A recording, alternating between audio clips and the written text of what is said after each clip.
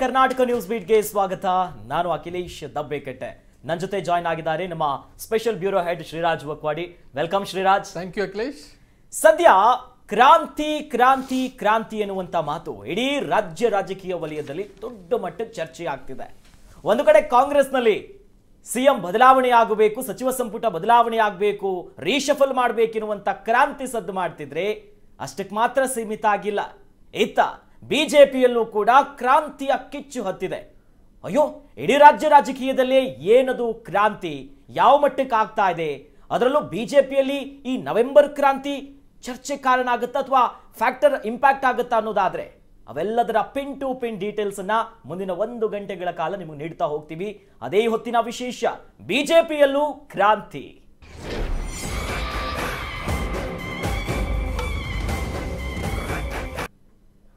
ರಾಜ್ಯ ಬಿಜೆಪಿಯಲ್ಲೂ ಬದಲಾವಣೆಯ ಕೂಗು ಕೇಳಿ ಬಂದಿದೆ. ನವೆಂಬರ್ನಲ್ಲಿ ರಾಜ್ಯ ಬಿಜೆಪಿಯ ಅಧ್ಯಕ್ಷರ ಬದಲಾವಣೆ ನಿಶ್ಚಿತ ಅಂತ ಹೈಕಮಾಂಡ್ ಮೂಲ ಹೇಳ್ತಾ ಇದೆ. ಅಧ್ಯಕ್ಷರ ಸ್ಥಾನ ಬದಲಾವಣೆಯಾದ್ರೆ ಯಡಿಯೂರಪ್ಪರವರ ರಾಜಕೀಯ ಪ್ರಭಾವ ಸಂಪೂರ್ಣವಾಗಿ ಮುಗಿದ ಅಧ್ಯಾಯ ಎಂಬಂತೆ ಅನ್ನೋದ್ರಲ್ಲಿ ಸಂಶಯನೇ ಇಲ್ಲ. ಈ ಬಗ್ಗೆ ಒಂದು ಇಂಟ್ರೆಸ್ಟಿಂಗ್ ಸ್ಟೋರಿ ಎಲ್ಲಿದೆ ನೋಡಿ.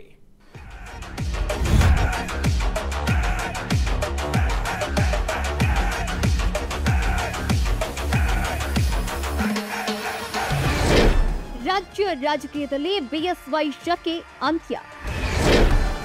ವಿಜಯೇಂದ್ರ ಯಡಿಯೂರಪ್ಪ ಬದಲಾವಣೆ ನಿಶ್ಚಿತ. ಹೌದು, ಕಾಂಗ್ರೆಸ್ನಲ್ಲಿ ಮುಖ್ಯಮಂತ್ರಿ ಅಧಿಕಾರ ಹಸ್ತಾಂತರ ಆಗುತ್ತದೆ ಎಂದು ಪದೇ ಪದೇ ಟೀಕೆ ಮಾಡುತ್ತಿದ್ದ ಬಿಜೆಪಿಯಲ್ಲೇ ಬರುವ ನವೆಂಬರ್ ತಿಂಗಳಲ್ಲೇ ಹೊಸ ಬದಲಾವಣೆ ಆಗಲಿದೆಯಂತೆ. ವಿಜಯೇಂದ್ರ ಯಡಿಯೂರಪ್ಪ ಅವರು ಬಿಜೆಪಿಯ ರಾಜ್ಯಾಧ್ಯಕ್ಷ ಸ್ಥಾನದಿಂದ ಕೆಳಗಿಳಿಯೋದು ಬಹುತೇಕ ನಿಶ್ಚಿತ ಎಂದು ಹೇಳಲಾಗ್ತಾ ಇದೆ. ಕಾಂಗ್ರೆಸ್ನಲ್ಲಿ ಮಾತ್ರ ನವೆಂಬರ್ ಕ್ರಾಂತಿ ಆಗುತ್ತದೆ ಎಂದು ಈವರೆಗೆ ರಾಜಕೀಯ ವಲಯದಲ್ಲಿ ಬಹಳ ದೊಡ್ಡ ಚರ್ಚೆಯಾಗ್ತಿತ್ತು.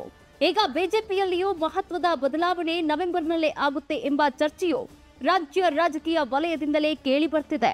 ಬಿವೈ ವಿಜಯೇಂದ್ರ ಬದಲಾವಣೆ ನಿಶ್ಚಿತ ಎಂದು ಹೇಳಲಾಗ್ತಾ ಇದ್ದು, ವಿಜಯೇಂದ್ರ ಬದಲಾವಣೆ ಆಗುವುದು ಸತ್ಯವೇ ಆದ್ರೆ ಮಾಜಿ ಮುಖ್ಯಮಂತ್ರಿ ಯಡಿಯೂರಪ್ಪನವರ ರಾಜಕೀಯ ಶಕೆ ಅಂತ್ಯವಾಗುವುದು ಬಹುತೇಕ ಖಚಿತ ಎಂದು ಬಿಜೆಪಿಯಿಂದಲೇ ಕೇಳಿ ಬರ್ತಿದೆ.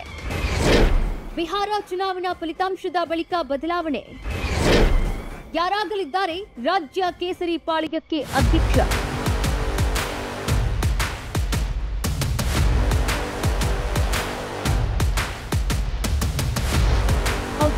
ಬಿಜೆಪಿ ಹೈಕಮಾಂಡ್ ಕೂಡ ಈ ಮಹತ್ವದ ಬದಲಾವಣೆಗೆ ಬಿಹಾರ ಚುನಾವಣೆ ಮುಗಿಯಲಿ ಎಂದು ಕಾಯುತ್ತಿದೆ ಎಂಬ ಮಾಹಿತಿ ಇದೆ. ವಿಜಯೇಂದ್ರ ರಾಜ್ಯ ಬಿಜೆಪಿ ಅಧ್ಯಕ್ಷ ಸ್ಥಾನಕ್ಕೆ ಯೋಗ್ಯವಲ್ಲ, ಅಧ್ಯಕ್ಷ ಸ್ಥಾನಕ್ಕೆ ಸಮರ್ಥ ವ್ಯಕ್ತಿಯನ್ನ ನೇಮಕ ಮಾಡಿ ಎಂದು ಶಾಸಕ ಬಸನಗೌಡ ಪಾಟೀಲ್ ಯತ್ನಾಳ್ ಸೇರಿದಂತೆ ರೆಬಲ್ ಗಣ ಕಳೆದ ಕೆಲವು ತಿಂಗಳುಗಳಿಂದಲೇ ಹೈಕಮಾಂಡ್ಗೆ ಆಗ್ರಹ ಮಾಡುತ್ತಲೇ ಇದೆ. ಆದಾಗ್ಯೂ ಇನ್ನೂ ಬದಲಾವಣೆಗೆ ಹೈಕಮಾಂಡ್ ಕೈ ಹಾಕಿಲ್ಲ. ಇವೆಲ್ಲದಕ್ಕೂ ಯಡಿಯೂರಪ್ಪನವರ ಪ್ರಭಾವವೇ ಕಾರಣ ಎಂದು ಯತ್ನಾಳ್ ನೇರ ಆರೋಪ ಮಾಡುತ್ತಲೇ ಬಂದಿತ್ತು. ಆದರೆ ಹೈಕಮಾಂಡ್ ಈ ಬಗ್ಗೆ ಡೋಂಟ್ ಕೇರ್ ಧೋರಣೆ ತೋರಿಸುತ್ತಲೇ ಬಂದಿದೆ. ವಿಜಯೇಂದ್ರ ನಾಯಕತ್ವಕ್ಕೆ ಕಾರ್ಯಕರ್ತರ ಅತೃಪ್ತಿ. ಪಕ್ಷ ಸಂಘಟನೆಗೆ ಅಡ್ಡಿಯಾಗುತ್ತಿದ್ದಾರಾ ವಿಜಯೇಂದ್ರ?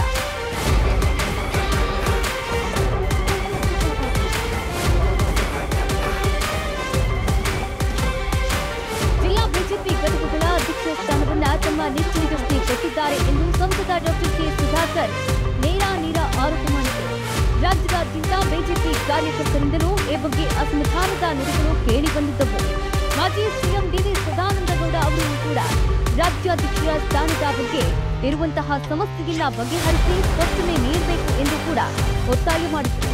ಹೀಗಾಗಿಯೇ ವಿಜಯೇಂದ್ರ ಯಡಿಯೂರಪ್ಪ ಅವರನ್ನ ರಾಜ್ಯಾಧ್ಯಕ್ಷ ಸ್ಥಾನದಿಂದ ಕೆಳಗಿಳಿಸುತ್ತಾರಾ ಎಂಬ ಪ್ರಶ್ನೆಯೂ ಮೇಲೆ ಬಂದಿದೆ. ಮಾತ್ರವಲ್ಲದೆ ನವೆಂಬರ್ಗೆ ವಿಜಯೇಂದ್ರ ರಾಜ್ಯ ಬಿಜೆಪಿ ಅಧ್ಯಕ್ಷರಾಗಿ 2 ವರ್ಷಗಳು ಕಳೆದಿದ್ದವೆ.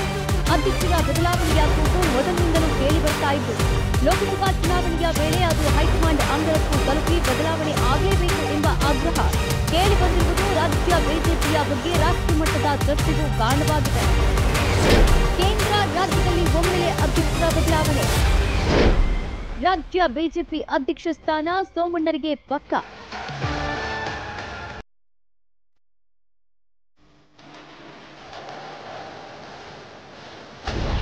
ಬಿಜೆಪಿಯ ರಾಷ್ಟ್ರೀಯ ಅಧ್ಯಕ್ಷ ಜೆಪಿ ನಡ್ಡಾ ಅವರ ಅವಧಿ ಈಗಾಗಲೇ ಮುಗಿದಿದೆ. ಆದರೆ ಮಹತ್ವದ ಬಿಹಾರ ವಿಧಾನಸಭಾ ಚುನಾವಣೆ ಮುಗಿಯುವವರೆಗೂ ಅವರನ್ನು ಮುಂದುವರಿಸಲು ಪಕ್ಷ ನಿರ್ಧಾರ ಮಾಡಿದೆ. ಹೀಗಾಗಿ ಬಿಹಾರ ಚುನಾವಣೆಯ ಬಳಿಕ ಬಿಜೆಪಿಗೆ ಹೊಸ ಅಧ್ಯಕ್ಷರ ಆಯ್ಕೆ ಖಚಿತ. ಇದೇ ವೇಳೆ ಬಾಕಿ ಉಳಿದಿರುವ ಕರ್ನಾಟಕ ಸೇರಿದಂತೆ 3-4 ರಾಜ್ಯಗಳ ರಾಜ್ಯಾಧ್ಯಕ್ಷರ ಬಗ್ಗೆ ಹೈಕಮಾಂಡ್ ನಿರ್ಧಾರ ಖಚಿತ ಎನ್ನುವುದು ದೆಹಲಿ ಮೂಲಗಳು ತಿಳಿಸಿವೆ. ಇದೆಲ್ಲದರ ನಡುವೆ ರಾಜ್ಯದ ಬಿಜೆಪಿ ಅಧ್ಯಕ್ಷ ಸ್ಥಾನ ಯಾರ ಪಾಲಿಗೆ ದಕ್ಕಲಿದೆ ಎನ್ನುವಂತಹ ಪ್ರಶ್ನೆಯೂ ಮುನ್ನೆಲೆಗೆ ಬಂದಿದ್ದು, ಕೇಂದ್ರ ಸಚಿವ ಸೋಮಣ್ಣ ಅವರಿಗೆ ರಾಜ್ಯಾಧ್ಯಕ್ಷ ಸ್ಥಾನವನ್ನ ನೀಡುವುದು ಬಹುತೇಕ ನಿಶ್ಚಿತ ಎಂಬ ಚರ್ಚೆಯೂ ಕೇಳಿಬಂದಿದೆ.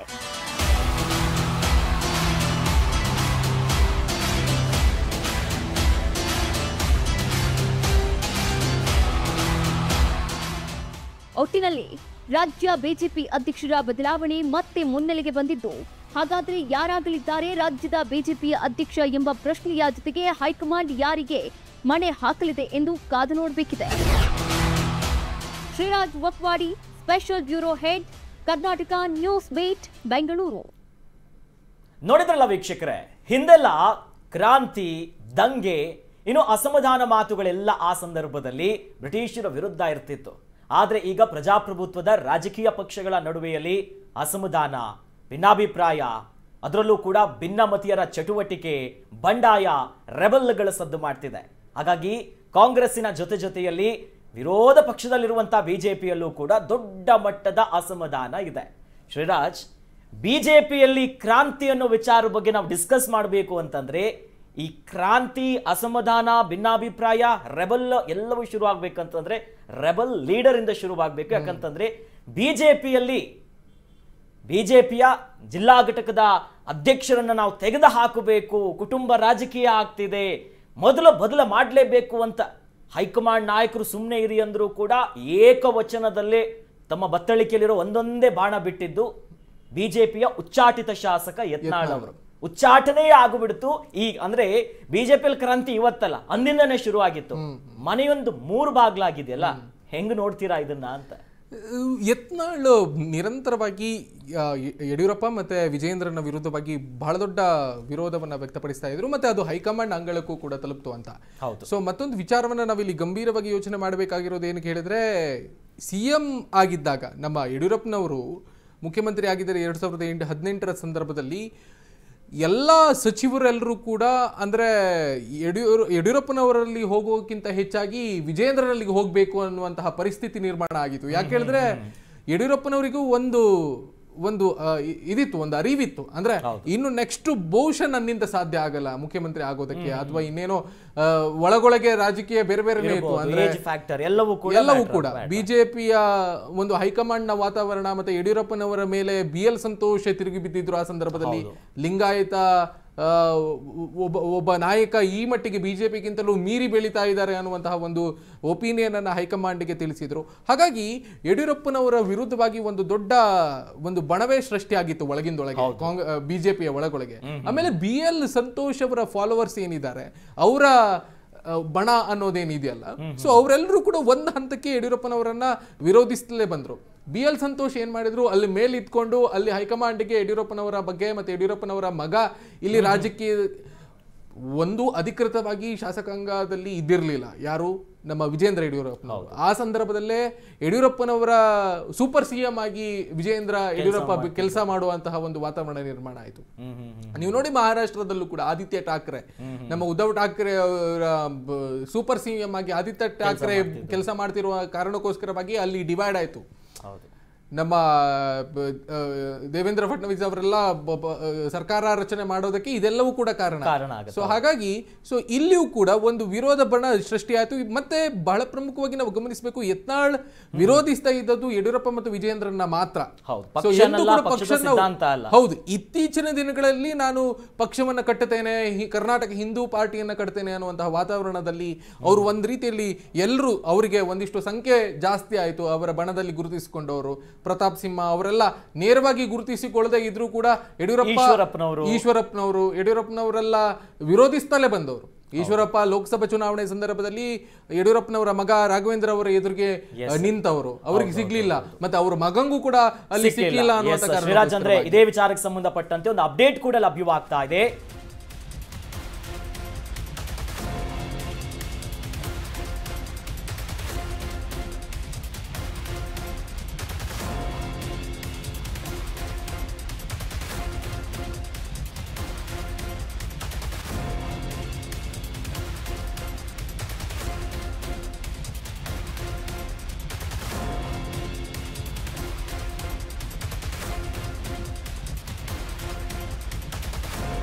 ಬಿಜೆಪಿಯಲ್ಲಿ ನಾಯಕತ್ವ ಬದಲಾವಣೆ ನಿಶ್ಚಿತ. ವಿಜಯೇಂದ್ರ ಅಧ್ಯಕ್ಷ ಸ್ಥಾನದಿಂದ ಕೆಳಗಿಳಿಸೋದು ಖಚಿತ ಆಗಿದೆ. ಬಿಜೆಪಿ ವಲಯದಲ್ಲಿ ಮಹತ್ವದ ಬೆಳವಣಿಗೆ ಇದು. ಬಿಎಸ್ವೈ ರಾಜ್ಯದಲ್ಲಿ ಹೋಲ್ಡ್ ಅನ್ನ ಕಳೆದುಕೊಳ್ತಾರಾ? ಬಿಜೆಪಿಯ ಪಡಸಾಲೆಯಲ್ಲೂ ಕೂಡ ನವೆಂಬರ್ ಕ್ರಾಂತಿ ಸದ್ದು ಮಾಡ್ತಿದೆ. ಅಧ್ಯಕ್ಷ ಸ್ಥಾನಕ್ಕೆ ಹಲವು ನಾಯಕರು ಕಣ್ಣ ಹಾಕೊಂಡಿದ್ದಾರೆ. ಇವೆಲ್ಲದರ ನಡುವೆ ಈಗ ಕ್ರಾಂತಿ ಬಿಜೆಪಿ ಮನೆಯನ್ನ ಕೂಡ ತಟ್ಟು ಬಿಟ್ಟಿರುವಂಥದ್ದು. ನಾಯಕತ್ವ ಬದಲಾವಣೆ ಆಗಲೇಬೇಕು ಎನ್ನುವಂಥ ಕೂಗು. ಇಂಥದ್ದೊಂದು ಕೂಗು ಬರೋದಕ್ಕೆ ಪ್ರಮುಖ ಕಾರಣ ಆಗ್ತಿರುವಂಥದ್ದು ಬಿಜೆಪಿಯಲ್ಲಿ ಈಗ ಮನೆಯೊಂದು ಮೂರು ಬಾಗಿಲಾದಂತೆ ಕಾಣಿಸ್ತಿದೆ. ಒಂದು ಕಡೆಯಲ್ಲಿ ವಿಜಯೇಂದ್ರ ಅವರ ಬಣ, ಮತ್ತೊಂದು ಕಡೆಯಲ್ಲಿ ವಿಜಯೇಂದ್ರ ಅವರ ನಾಯಕತ್ವವನ್ನ ವಿರೋಧಿಸುವಂತ ಬಣ, ಜೊತೆ ನಾವು ಎರಡರಲ್ಲೂ ಇಲ್ಲ ಅನ್ನೋದಾಗಿ ತಟಸ್ಥ ಬಣದಲ್ಲೂ ಕೂಡ ಕೆಲ ಬಿಜೆಪಿಯ ನಾಯಕರು ಗುರುತಿಸಿಕೊಳ್ತಿದ್ದಾರೆ. ಸದ್ಯ ಇದು ಬಿಜೆಪಿಯನ್ನ ಮೂರು ಮನೆಯಾಗಿ ಮಾಡಿಬಿಟ್ಟಿದೆ. ಜೊತೆಯಲ್ಲಿ ವಿಜಯೇಂದ್ರ ಅವರನ್ನ ಬದಲಾವಣೆ ಮಾಡಲೇಬೇಕು ಅನ್ನೋದಾಗಿ ಯತ್ನಾಳ್ ಅವರು ಆರಂಭಿಕವಾಗಿ ಶುರು ಮಾಡ್ತಾರೆ. ನಂತರ ಒಂದು ರೆಬಲ್ ಟೀಮ್ ಶುರುವಾಗುತ್ತೆ. ಅಂದ್ರೆ ಇವರ ನಾಯಕತ್ವ ನಮಗೆ ಬೇಡ, ಬದಲಾವಣೆ ಮಾಡಿ ಅಂತ. ಅಂದ್ರೆ ಅವ್ರ ಮೇಲಿರುವಂತ ಆರೋಪ, ವಿಜಯೇಂದ್ರ ಅವ್ರ ಮೇಲಿರುವಂತದ್ದು, ಹಿರಿಯ ನಾಯಕರನ್ನ ಪರಿಗಣಿಸ್ತಾ ಇಲ್ಲ, ಓವರ್ಟೇಕ್ ಮಾಡ್ತಿದ್ದಾರೆ, ನಮಗೆ ಇಂಥವ್ರು ಬೇಡ. ಅದಾದ ನಂತರದಲ್ಲಿ ಅವ್ರ ಬಗ್ಗೆ ಮಾತನಾಡಿರ್ಬೋದು, ಅಥವಾ ಪಕ್ಷದಲ್ಲಿ ಬೇರೆ ಯಾರು ಸ್ವಲ್ಪ ರೀತಿಯಾಗಿ ಪಕ್ಷ ಸರಿಯಾಗಿ ಕೆಲಸ ಮಾಡ್ತಿಲ್ಲ ಅಥವಾ ಒಂದು ಕಾಲ ಆಚೆ ಇಟ್ಟಿದ್ದಾರೆ ಅನ್ನೋದಾಗಿ ಯತ್ನಾಳ್ ಅವ್ರನ್ನ ಇದೇ ವಿಚಾರವಾಗಿ ತೆಗೆದ್ರು. ತದನಂತರದಲ್ಲಿ ಎಸ್ ಟಿ ಸೋಮಶೇಖರ್ ಇರ್ಬೋದು, ಹೆಬ್ಬಾರ್ ಅವ್ರು ಇರ್ಬೋದು, ಅವರೆಲ್ಲರನ್ನು ಕೂಡ ಉಚ್ಚಾಟನೆ ಮಾಡುವಂತ ಕೆಲಸ ಆಯ್ತು. ಅಂದ್ರೆ ಈ ಕ್ರಾಂತಿ ಅಂತಿದ್ವಲ್ಲ, ಇದೆಲ್ಲೋ ಒಂದು ಕಡೆ ಬಿಜೆಪಿ ಹೈಕಮಾಂಡ್ ನಾಯಕರು ಇದಕ್ಕೆ ಕಾರಣ ಆಗ್ಬಿಟ್ಟು, ಯಾಕಂದ್ರೆ ಅವರ ಅಸ್ಪಷ್ಟ ನಿಲುವು ಅನ್ಸಲ್ವಾ? ನಿಜವಾಗ್ಲೂ ಅಸ್ಪಷ್ಟ ನಿಲುವು ಅನ್ನೋದು ಬಹಳ ಪ್ರಮುಖವಾಗಿ ನಾವಿಲ್ಲಿ ಗಮನಿಸಬೇಕು. ಮತ್ತೆ ಯಾಕೆ ಕೇಳಿದ್ರೆ, ನಮ್ಮ ಸದಾನಂದ ಗೌಡರು ಈ ಬಗ್ಗೆ ಹೇಳಿದ್ರು. ಅಂದ್ರೆ ಈ ನಾಯಕತ್ವದ ಬದಲಾವಣೆ ಆಗ್ಬೇಕು ಅಂತ ಚರ್ಚೆಗಳು ಬಹಳ ದೊಡ್ಡ ಮಟ್ಟದಲ್ಲಿ ಬಿಜೆಪಿಯಲ್ಲಿ ಆದಾಗ, ಸೊ ಸದಾನಂದ ಗೌಡ ಅವರು ಯಡಿಯೂರಪ್ಪನವರ ಕೃಪಾಶೀರ್ವಾದದಿಂದಲೇ ಮುಖ್ಯಮಂತ್ರಿ ಆಗಿರೋದು. ಒಂದು ಹಂತಕ್ಕೆ ಅವರ ಆಪ್ತ ಬಳಗದಲ್ಲಿ ಗುರುತಿಸಿಕೊಂಡವರು, ಮತ್ತೆ ಇವತ್ತಿಗೂ ಕೂಡ ಯಡಿಯೂರಪ್ಪನವರನ್ನ ಬೆಂಬಲಿಸುವವರು ಮತ್ತು ಅವರ ಹಿಂದೆ ಇರುವವರು ಅಂತ. ಸೊ ಸಂಸದರು ಮತ್ತೆ ಅವರ ಪ್ರಭಾವವೇ ರಾಜಕೀಯ ವಲಯದಲ್ಲಿ ಬೇರೆ ಇದೆ. ಅಂತ ಹಿರಿಯವರೇ ಈ ನಾಯಕತ್ವ ಸರಿ ಇಲ್ಲ ಅನ್ನುವ ವಾತಾವರಣ ಬಿಜೆಪಿಯಲ್ಲಿ ಸೃಷ್ಟಿಯಾದಾಗ ಹೈಕಮಾಂಡ್ಗೆ ನೇರವಾಗಿ ಹೋಗಿ ಹೇಳಿದ್ರು, ನೀವು ಹೈಕಮಾಂಡ್ ಅವರು ಈ ರಾಜ್ಯ ಬಿಜೆಪಿಯಲ್ಲಿರುವಂತಹ ನಾಯಕತ್ವದ ವಿಚಾರಕ್ಕೆ ಸಂಬಂಧಪಟ್ಟ ಹಾಗೆ ಇರುವಂತಹ ಸಮಸ್ಯೆಯನ್ನು ಬಗೆಹರಿಸಬೇಕು ಅನ್ನೋದನ್ನ ಹೇಳ್ಕೊಂಡ್ರು. ಮತ್ತೆ ಯಾವುದೂ ಕೂಡ ಯಾರ ಮಾತನ್ನು ಕೂಡ ಹೈಕಮಾಂಡ್ ನೀಡಿಲ್ಲ. ಸ್ವತಃ ವಿಜಯೇಂದ್ರ ಯಡಿಯೂರಪ್ಪನವರು ಈ ಎಲ್ಲ ಚರ್ಚೆಗಳು ಆಗ್ತಿರುವಂತಹ ಸಂದರ್ಭದಲ್ಲಿ, ಈ ಎಲ್ಲ ವಿರೋಧಗಳು ಬರ್ತಾ ಇರುವಂತಹ ಸಂದರ್ಭದಲ್ಲಿ ಅಮಿತ್ ಶಾ ಅವರನ್ನ ಭೇಟಿ ಆಗ್ತಾರೆ, ಆಮೇಲೆ ನಡ್ಡಾ ಅವರನ್ನ ಭೇಟಿ ಮಾಡ್ತಾರೆ. ಅಮಿತ್ ಶಾ ಅವರು ವಿಜಯೇಂದ್ರ ಅವರಿಗೆ ಏನ್ ಭಯ ಪಡಬೇಡ ಅನ್ನುವಂತಹ ವಾತಾವರಣವನ್ನ ಅವ್ರ ತಲೆಯಲ್ಲಿ ತುಂಬಿಸಿ, ಏನು ಬದಲಾವಣೆ ಇವರು ಮಾತಾಡೋರು ಮಾತಾಡ್ಲಿ ಅಥವಾ ವಿರೋಧ ಮಾಡೋರು ವಿರೋಧ ಮಾಡ್ಲಿ ಅನ್ನುವಂತಹ ಒಂದು ದೃಷ್ಟಿಯಲ್ಲಿ ಒಂದು ಏನು ಅಭಯ ಕೊಟ್ಟು ಕಳಿಸಿದ್ರು. ನಡ್ಡಾ ಅವರು ಕೂಡ ಅಷ್ಟೇ, ನಾನು ರಾಷ್ಟ್ರೀಯ ಅಧ್ಯಕ್ಷರಾಗಿ ಇರುವ ತನಕ ನೀವು ನಿಮ್ಗೇನು ಸಮಸ್ಯೆ ಆಗದೇ ಇರೋ ಹಾಗೆ ನಾನು ನೋಡ್ಕೊಳ್ತೆ ಅನ್ನುವಂತಹ ಒಂದು ಭರವಸೆಯನ್ನು ನೀಡಿದ್ರು. ಅದೇ ಧೈರ್ಯದಲ್ಲಿ ವಿಜಯೇಂದ್ರ ಇಲ್ಲಿ ಅಧ್ಯಕ್ಷರಾಗಿ ಕೆಲಸ ಮಾಡೋದಕ್ಕೆ ಆರಂಭ ಮಾಡ್ತಾರೆ. ಮತ್ತೆ ಅವರು ವಿರೋಧವನ್ನು ಕಟ್ಟಿಕೊಂಡೇ ಅವರು ಬೆಳಿತಾರೆ ಅಂತ. ಮತ್ತೊಂದು, ಎಲ್ಲ ಬಿಜೆಪಿಯ ಹಿರಿಯ ನಾಯಕರು ಮತ್ತು ಬಿಜೆಪಿಯ ನಾಯಕರು ಮತ್ತೆ ಎಸ್ಪೆಷಲಿ ಕಾರ್ಯಕರ್ತರು ವಿಜಯೇಂದ್ರನವರನ್ನ ಇವತ್ತಿಗೂ ಕೂಡ ಒಬ್ಬ ಸಮರ್ಥ ನಾಯಕ ಅಲ್ಲ ಅನ್ನುವಂತಹ ಒಂದು ಒಪಿನಿಯನ್ ಅವರಲ್ಲಿ ಮೂಡೋದಕ್ಕೆ ಕಾರಣ ಏನು ಕೇಳಿದ್ರೆ, ಅಸಮರ್ಥರು ಅಲ್ಲ ಅನ್ನುವುದು ಅಲ್ಲಿ ಸ್ಪಷ್ಟ ಆಯಿತು ಅಂತ. ಅಂದ್ರೆ ಬಿಜೆಪಿಯ ಒಳಗೆಯೇ ವಿಜಯೇಂದ್ರನನ್ನ ಅಧ್ಯಕ್ಷನಾಗಿ ಕಾಣೋದಕ್ಕೆ ಯಾರು ಕೂಡ ತಯಾರಾಗಿಲ್ಲ. ಮತ್ತೆ ಅವರು ಸಮರ್ಥರು ಅಲ್ಲ ಅನ್ನುವಂತಹ ಒಪಿನಿಯನ್ ಬಿಜೆಪಿ ಒಳಗೇ ಇದೆ. ಸೊ ಹಾಗಾಗಿ ಈಗ ನೋಡಿ, ಯಾರೇ ಕಿರಿಯರಿರ್ಲಿ ಅಥವಾ ಹಿರಿಯರಿರ್ಲಿ, ಕಿರಿಯರು ಸಮರ್ಥರಿದ್ರೆ ಹಿರಿಯರು ಕೂಡ ಒಪ್ತಾರೆ. ಈಗ ಕಾಂಗ್ರೆಸ್ ನಲ್ಲಿ ಗಮನಿಸೋದಾದ್ರೆ, ಇಲ್ಲಿ ನಮ್ಮ ಕರ್ನಾಟಕದಲ್ಲಿ ಗಮನಿಸೋದಾದ್ರೆ, ಸಂತೋಷ್ ಲಾಡನ್ನ ಎಲ್ಲ ಕಾಂಗ್ರೆಸ್ನ ಹಿರಿಯ ನಾಯಕರು ಒಪ್ತಾರೆ, ಪ್ರಿಯಾಂಕ್ ಖರ್ಗೆ ಅವರನ್ನ ಎಲ್ಲಾ ಹಿರಿಯ ಕಾಂಗ್ರೆಸ್ ನಾಯಕರು ಒಪ್ತಾರೆ, ಆಮೇಲೆ ಕೃಷ್ಣ ಬೈರೇಗೌಡರನ್ನ ಎಲ್ಲಾ ಹಿರಿಯ ಕಾಂಗ್ರೆಸ್ ಒಪ್ತಾರೆ. ಆದ್ರೆ ಬಿಜೆಪಿಯಲ್ಲಿ ಯಾಕೆ ಈ ತರದ ವಾತಾವರಣ ಇಲ್ಲ? ಒಂದು ಕುಟುಂಬ ರಾಜಕಾರಣ ಇದೆ ಅನ್ನುವ ಒಂದು ಒಪಿನಿಯನ್, ಇನ್ನೊಂದು ವಿಜಯೇಂದ್ರ ಸಾಂವಿಧಾನಿಕವಾಗಿ ಇರುವಂತಹ ಹುದ್ದೆಯನ್ನ ಅಲಂಕರಿಸಿದೆ 2023ರಲ್ಲಿ. ಅದು ಕೂಡ ಯಡಿಯೂರಪ್ಪನವರು ಆ ಸ್ಥಾನವನ್ನ ಬಿಟ್ಟು ಕೊಟ್ಟಿರುವ ಕಾರಣಕ್ಕೋಸ್ಕರ ಅಷ್ಟೇ. ಅಲ್ಲಿ ತನಕ ಅವರಿಗೆ ಯಾವುದೇ ಸಾಂವಿಧಾನಿಕ ಹುದ್ದೆ ಇರಲಿಲ್ಲ. ಸೊ 2023ರ ನಂತರ ಅವರು ವಿಧಾನಸಭೆಯನ್ನ ಪ್ರವೇಶಿಸ್ತಾರೆ. ಸೊ ಒಂದು ಟರ್ಮಿಗೆ ಒಬ್ಬ ಶಾಸಕನಾಗಿ ಗುರುತಿಸಿಕೊಂಡವನನ್ನ ರಾಜ್ಯ ಬಿಜೆಪಿ ಅಧ್ಯಕ್ಷನನ್ನ ಮಾಡೋದು ಈ ಎಲ್ಲ ಬಿಜೆಪಿ ನಾಯಕರಿಗೆ ಇಷ್ಟ ಇರಲಿಲ್ಲ. ಕೆಂಗಣ್ಣಿ ಗುರಿ ಆಯ್ತು, ಹಿರಿಯವರು ಎಲ್ಲರೂ ಕೆಂಗಣ್ಣಿ ಗುರಿ ಆಗಿದ್ದು ಅದೇ, ಇನ್ನೂ ಚಿಕ್ಕವರು ನಾವೆಲ್ಲ ಹಿರಿಯರಿದ್ದೀವಿ, ನಮ್ಮನ್ನು ಪರಿಗಣನೆ ಮಾಡಬೇಕು, ಅದನ್ನು ಬಿಟ್ಟು ಸುಮ್ಮನೆ ತಗೊಂಡ್ಬಂದು ಕೂರಿಸಿದ್ರಿ ಕುಟುಂಬ ರಾಜಕಾರಣ ಅಂತ ಯತ್ನಾಳ್ ಇದೇ ವಿಚಾರವನ್ನ ಬಾಯಿ ಬಡ್ಕೊಳ್ತಾರೆ. ಅದಾದ್ಮೇಲೆ ಅವರು ಉಚ್ಚಾಟನೆ ಆಯ್ತು, ಅದು ಒಂದು ದಿಕ್ಕು. ಬಟ್ ಎಲ್ಲೋ ಒಂದು ಕಡೆ ಇಲ್ಲಿ ಗಮನಿಸ್ತಾ ಇರುವಂತದ್ದು, ಈ ಒಂದು ಮಾತುಗಳು ಇಷ್ಟೆಲ್ಲ ಆಗ್ತಾ ಇದ್ರು ಸರ್ಕಸ್ ಮಾಡ್ತಾರೆ. ಹೈಕಮಾಂಡ್ ನಾಯಕರನ್ನ ಎಷ್ಟು ಸಲ ಹೋಗಿ ಭೇಟಿ ಆಗಲ್ಲ, ಹೈಕಮಾಂಡ್ ನಾಯಕರು ಕೂಡ ಹಂಗೆ ಆಟ ಆಡಿಸ್ತಾರೆ. ಯತ್ನಾಳ್ ಅವರ ರೆಬಲ್ ಟೀಮ್ ಹೋದ ಸಲದಲ್ಲಿ ಅನೇಕ ಬಾರಿ ಸಿಗಲ್ಲ, ಇವರ ಅವ್ರ ಮನೇಲಿ ಮೀಟಿಂಗು, ಇವ್ರ ಮನೇಲಿ ಮೀಟಿಂಗು. ಈ ಬದಲಾವಣೆ ಕ್ರಾಂತಿಯ ಕಿಚ್ಚು ಶುರುವಾಗಿದ್ದು ರೆಬಲ್ ಟೀಮ್ ಅಲ್ಲಿ. ರೆಬಲ್ ಟೀಮ್ ಅಲ್ಲಿ ಎಷ್ಟು ಜನ ಅನುಭವಿ ಹಿರಿಯ ನಾಯಕರಿದ್ದಾರೆ. ಎಕ್ಸಾಕ್ಟ್ಲಿ. ಮತ್ತೆ ತಪ್ಪುಗಳನ್ನ ಪ್ರಶ್ನೆ ಮಾಡಿದವರಿಗೆ ಅಲ್ಲಿ ಉಳಿಗಾಲ ಇಲ್ಲ. ಯಾಕಂದ್ರೆ ನೋಡಿ, ಎಲ್ಲ ಪಕ್ಷಗಳಲ್ಲೂ ಕೂಡ ಅದೇ ಆಗ್ತಾ ಇರೋದು, ಈಗ ಕಾಂಗ್ರೆಸ್ನಲ್ಲೂ ಕೂಡ ಅದೇ ಆಗ್ತಾ ಇರೋದು, ಬಿಜೆಪಿಯಲ್ಲೂ ಕೂಡ ಆಗ್ತಾ ಇರೋದು, ಮತ್ತೆ ರಾಜ್ಯದ ಎಲ್ಲಾ ಪಕ್ಷಗಳಲ್ಲೂ ಕೂಡ ಅದೇ ತರದ ಒಂದು ವಾತಾವರಣ ಇರೋದು. ಸೊ ಈಗ ನೋಡಿ, ಪ್ರತಾಪ್ ಸಿಂಹ ವಿಜಯೇಂದ್ರನನ್ನ ವಿರೋಧಿಸಿದ್ರು, ಅವರಿಗೆ ಟಿಕೆಟ್ ತಪ್ಪುವ ಹಾಗೆ ಕೆಲಸ ಮಾಡಿರೋದು ಯಡಿಯೂರಪ್ಪ ಅನ್ನೋದು ಇಡೀ ಲೋಕಕ್ಕೆ ಗೊತ್ತಿರೋದು ವಿಚಾರ, ದೊಡ್ಡ ಆರೋಪ ಇದೆ. ಹೌದು.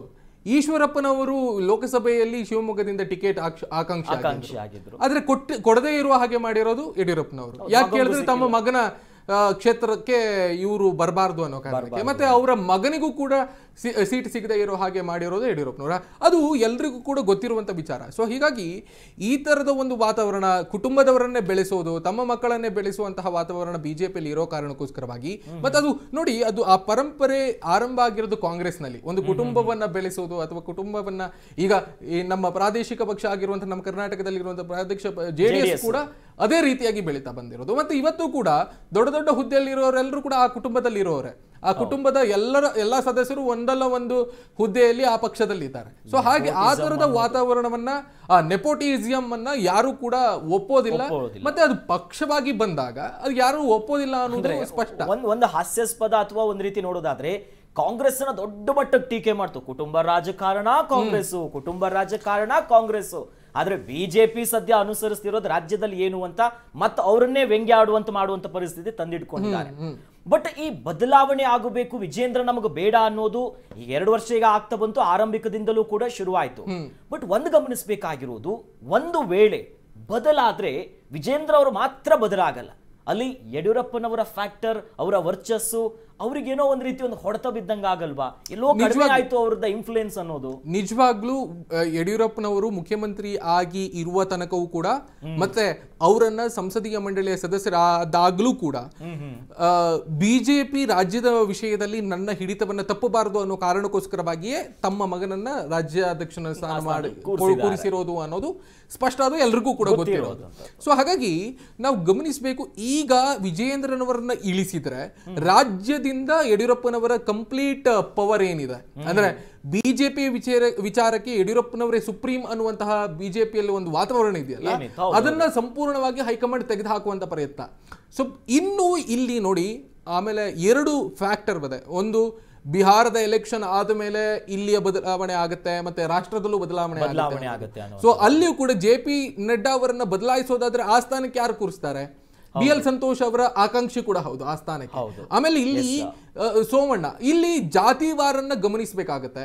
ಸೊ ಆಮೇಲೆ ಯಡಿಯೂರಪ್ಪನವರನ್ನ ಬದಲಾಯಿಸಿದ್ರೆ ಅಥವಾ ಯಡಿಯೂರಪ್ಪನವರ ಮಗನನ್ನ ಬದಲಾಯಿಸಿದ್ರೆ ಅದೇ ಪ್ಲೇಸಿಗೆ ಇನ್ನೊಬ್ಬ ಅದೇ ಸಮುದಾಯದ ನಾಯಕನನ್ನ ಕೂರಿಸದೇ ಇದ್ರೆ ಬಿಜೆಪಿಗೆ ಬಹಳ ದೊಡ್ಡ ಸಂಕಷ್ಟ ಅನ್ನೋದು ಕಳೆದ ವಿಧಾನಸಭಾ ಚುನಾವಣೆಯಲ್ಲೂ ಕೂಡ ಗೊತ್ತಾಯ್ತು. 2019 ಅಪ್ಡೇಟ್ ಕೂಡ ಬರ್ತಾ ಇದೆ, ಮತ್ತೆ ನಾವು ಅದನ್ನ ವಿಶ್ಲೇಷಣೆ ಮಾಡ್ತಾ ಹೋಗೋಣ.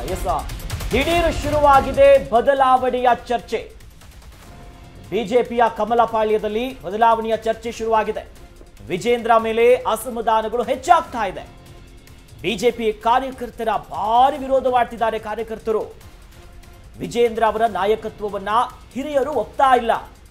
ಮೊದಲ ಬಾರಿ ಶಾಸಕರಾದವರಿಗೆ ನಾಯಕತ್ವವೇ ಇದು ಸರಿಯಾದ ಕಾರಣನಾ, ಇದು ಸರಿಯಾದ ವಿಚಾರ ಅನ್ನೋದಾಗಿ ಸದ್ಯ ಕಮಲಪಾಳ್ಯದಲ್ಲಿ ಚರ್ಚೆ ಆಗ್ತಿರುವಂತಹ ವಿಚಾರ. ಇಂಥದ್ದೊಂದು ಚರ್ಚೆ ಬರ್ತಾ ಇದೆ. ಮೊದಲ ಬಾರಿ ಗೆದ್ದಿದ್ದಾರೆ, ಸೊ ಇದು ಕುಟುಂಬ ರಾಜಕಾರಣ, ಇದು ಸರಿ ಇಲ್ಲ, ನಾವು ಹಿರಿಯರಿದ್ದೀವಿ, ನಮ್ಮನ್ನ ಪರಿಗಣಿಸಬೇಕು ಅನ್ನುವಂಥದ್ದು ಅವರ ಪ್ರಮುಖವಾಗಿರುವಂಥ ಲೆಕ್ಕಾಚಾರ ಆಗಿರೋದು.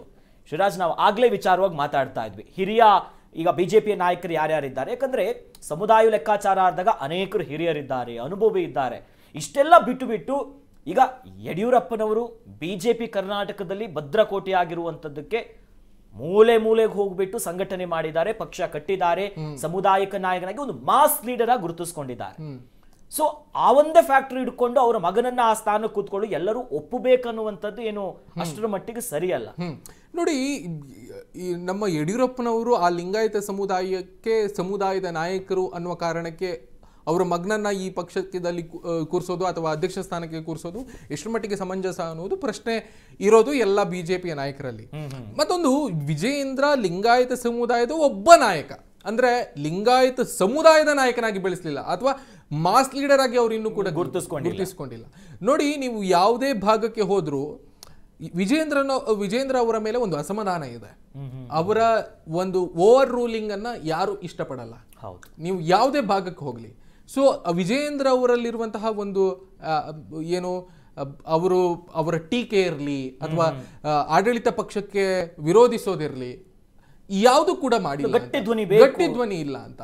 ಆಮೇಲೆ ನಮ್ಮ ಈ ವಿಪಕ್ಷಗಳಲ್ಲಿ ಇರುವಂತಹ ನಾಯಕರು, ಈಗ ವಿಧಾನಸಭೆ ವಿಪಕ್ಷ ನಾಯಕರಾಗಿರುವಂತಹ ಆರ್ ಅಶೋಕ್ ಅವರು ಕೂಡ, ಆಮೇಲೆ ವಿಧಾನ ಪರಿಷತ್ನ ವಿರೋಧ ಪಕ್ಷದ ನಾಯಕರಾಗಿರುವಂತಹ ಛಲವಾದಿ ನಾರಾಯಣ ಅವರು ಕೂಡ, ಆಮೇಲೆ ಅಧ್ಯಕ್ಷರಾಗಿರುವಂತಹ ವಿಜೇಂದ್ರ ಅವರು ಕೂಡ, ಮೂವರು ಕೂಡ ಆಡಳಿತ ಪಕ್ಷವನ್ನ ವಿರೋಧಿಸುವಂತಹ ರೀತಿಯಲ್ಲಿ ವಿರೋಧಿಸ್ತಾ ಇಲ್ಲ ಅನ್ನುವಂತಹ ವಾತಾವರಣವೇ ಬಿಜೆಪಿಯ ಕಾರ್ಯಕರ್ತರಲ್ಲಿ ಮೋಸ, ಅಂದ್ರೆ ಒಂದು ಅಸಮಾಧಾನ ಕಾರಣ ಆಗಿದೆ. ಸೊ ಹಾಗಾಗಿ ಈ ನಾಯಕತ್ವ ಬದಲಾಗಬೇಕು ಅನ್ನೋದು ತಳಮಟ್ಟದಿಂದ ಬಂದಿದೆ.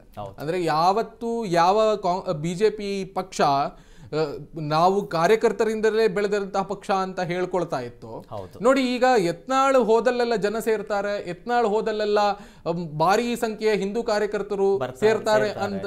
ಯಾಕೆ ಅಂದ್ರೆ ಅವರ ನಿಲುವಿನ ಪ್ರಕಾರ ಇವ್ರು ಕೆಲಸ ಮಾಡ್ತಾ ಇದ್ದಾರೆ.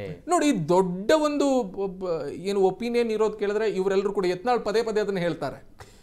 ಇವರು ವಿಧಾನಸಭೆದಲ್ಲಿ ಮಾತ್ರ ಟೀಕೆ ಮಾಡೋದು ಇವರನ್ನ, ಆಮೇಲೆ ರಾತ್ರಿ ಎಲ್ಲರೂ ಒಟ್ಟಾಗಿ ಸೇರ್ತಾರೆ, ಒಳಗೊಳಗೆ ಒಪ್ಪಂದ ಆಗಿದೆ ಅಂತ. ಮತ್ತೆ ಈ ಎಷ್ಟೋ ಪ್ರಕರಣಗಳಲ್ಲಿ ಈ ಕಾಂಗ್ರೆಸ್ ಸರ್ಕಾರ ಅಧಿಕಾರಕ್ಕೆ ಬಂದಾಗ್ಲಿಂದ ಬಿಜೆಪಿಯ ವಿಚಾರಕ್ಕೆ ಸಂಬಂಧಪಟ್ಟ ಹಾಗೆ ಮತ್ತು ಕಾಂಗ್ರೆಸ್ನ ವಿಚಾರಕ್ಕೆ ಸಂಬಂಧಪಟ್ಟ ಹಾಗೆ ಬೇಕಾದಲ್ಲಿ ಧ್ವನಿ ಎತ್ತುತ್ತಾ ಇಲ್ಲ. ಹೌದು, ಅಲ್ಲಿ ರಾಜಕೀಯ ಒಳ ಒಪ್ಪಂದ ಆಗಿದೆ ಅನ್ನುವುದನ್ನ ನೇರವಾಗಿ ಇವತ್ತಿಗೂ ಕೂಡ ಯತ್ನಾಳ್ ಗಂಭೀರವಾದಂತಹ ಆರೋಪವನ್ನ ಮಾಡ್ತಾರೆ. ಹಾಗಾಗಿ ಸೊ ಈ ತರದ ಒಂದು ಒಳ ಒಪ್ಪಂದ ಇರುವಂತಹ ನಾಯಕರು ನಮ್ಗೆ ಬೇಕಾಗಿಲ್ಲ. ನಾವು ಬಿಜೆಪಿಯ ಕಾರ್ಯಕರ್ತರು, ನಾವು ಬಿಜೆಪಿಯಿಂದ ಇಲ್ಲಿ ರಾಜಕೀಯ ನಿಲುವೇ ಆಗಬೇಕು. ಯಾಕಂತಂದ್ರೆ ಶ್ರೀರಾಜ್ ಅಲ್ಲಿ ಆರಂಭಿಕವಾಗಿ ಇವರು ಅಧಿಕಾರಕ್ಕೆ ಬರ್ತಿದ್ದಂತೆ ವಾಲ್ಮೀಕಿ ಅಭಿವೃದ್ಧಿ ನಿಗಮದ ಒಂದು ದೊಡ್ಡ ಹಗರಣ ಕೈ ಕೊಡ್ತಾರೆ. ಇದು ವಿಪಕ್ಷಕ್ಕೆ ಅಸ್ತ್ರ. ಮೂಡ ಇರಬಹುದು, ಇನ್ನು ಗುತ್ತಿಗೆದಾರರಿಗೆ ಸಂಬಂಧಪಟ್ಟಂತ ಅನೇಕ ದೊಡ್ಡ ದೊಡ್ಡ ಹಗರಣಗಳ ಆರೋಪಗಳು ಬರುತ್ತೆ. ವಸತಿ ಇಲಾಖೆ ಸೇರಿದಂತೆ ಕಾಂಗ್ರೆಸ್ ಒಂದೊಂದೇ ಅಸ್ತ್ರ ಬಿಜೆಪಿ ಕೊಡ್ತಾ ಇದ್ರು ಕೂಡ ಇವರಲ್ಲಿ ಒಂದೇ ರೀತಿಯಾದಂತ ಹೊಂದಾಣಿಕೆ ಇಲ್ಲದೆ ವಿಪಕ್ಷ ಆಗಿ ಸರ್ಕಾರವನ್ನ ಪ್ರಶ್ನೆ ಮಾಡೋದ್ರಲ್ಲೂ ಕೂಡ ಬಿಜೆಪಿ ಫೇಲ್ ಆಗ್ತಿದೆ. ಒಂದೇ ಒಂದು ಕಾರಣ, ನಮ್ಮ ಅಧ್ಯಕ್ಷ ಸ್ಥಾನ ಬದಲಾವಣೆ ಆಗ್ಬೇಕು. ಆದ್ರೆ ವಿರೋಧ ಸ್ಥಾನದಲ್ಲಿ ನಿಂತ್ಕೊಂಡು ಅವ್ರು ಏನ್ ವಿರೋಧ ಮಾಡ್ಬೇಕು ಅನ್ನೋದನ್ನ ಮರ್ತಂತ ಕಾಣಿಸ್ತಿದ್ದಾರೆ. ಅವ್ರು ಯಾರು ಕೂಡ ಗಟ್ಟಿ ಧ್ವನಿ ಎತ್ತುತ್ತಾ ಇಲ್ಲ. ನಿಜವಾಗ್ಲೂ ಅದೇ ಪ್ರಶ್ನೆ. ಅಂದ್ರೆ ಕಾರ್ಯಕರ್ತರಿಗೆ ಬೇಕಾಗಿರೋದು ಒಬ್ಬ ಸಮರ್ಥ ನಾಯಕ, ಮತ್ತೆ ಪ್ರಶ್ನೆ ಮಾಡುವವನು ಬೇಕು ಅಂತ. ನೋಡಿ, ಹಿಂದೆ ಅನಂತಕುಮಾರ್ ಹೆಗ್ಡೆ ಅವರಿದ್ದಾಗ, ಆಮೇಲೆ ಯಡಿಯೂರಪ್ಪನವರಿದ್ದಾಗ, ಅವರ ಮೇಲಿರುವಂತಹ ಒಪಿನಿಯನ್ ಏನೇ ಇರ್ಲಿ ಅದು ಬೇರೆ. ಯಡಿಯೂರಪ್ಪನವರು ಕೂಡ ಜೈಲಿಗೆ ಹೋಗಿ ಬಂದ್ರು, ಆಮೇಲೆ ಅವರ ರಾಜಕೀಯದ ಬಗ್ಗೆ ಒಂದಿಷ್ಟು ಬೇರೆ ತರದ ಒಪಿನಿಯನ್ ಕಾರ್ಯಕರ್ತರಲ್ಲಿದೆ. ಆದ್ರೆ ಯಡಿಯೂರಪ್ಪನವರ ಅವರು ಒಂದು ಆರೋಗ್ಯದಲ್ಲಿ ಒಂದು ಚೆನ್ನಾಗಿದ್ದಾಗ, ಅವರ ಆರೋಗ್ಯದ ಸ್ಥಿತಿ ಚೆನ್ನಾಗಿದ್ದಾಗ ಅವರು ಓಡಾಡ್ತಿರುವಂತಹ ಪರಿ, ಮತ್ತೆ ರಾಜ್ಯಾದ್ಯಂತ ನೋಡಿ, ನೀವು 2018ರಲ್ಲಿ ಒಬ್ರು ಇದ್ರು, ಅವರು ಸಚಿವ ಸಂಪುಟ ರೆಡಿ ಆಗಿರ್ಲಿಲ್ಲ.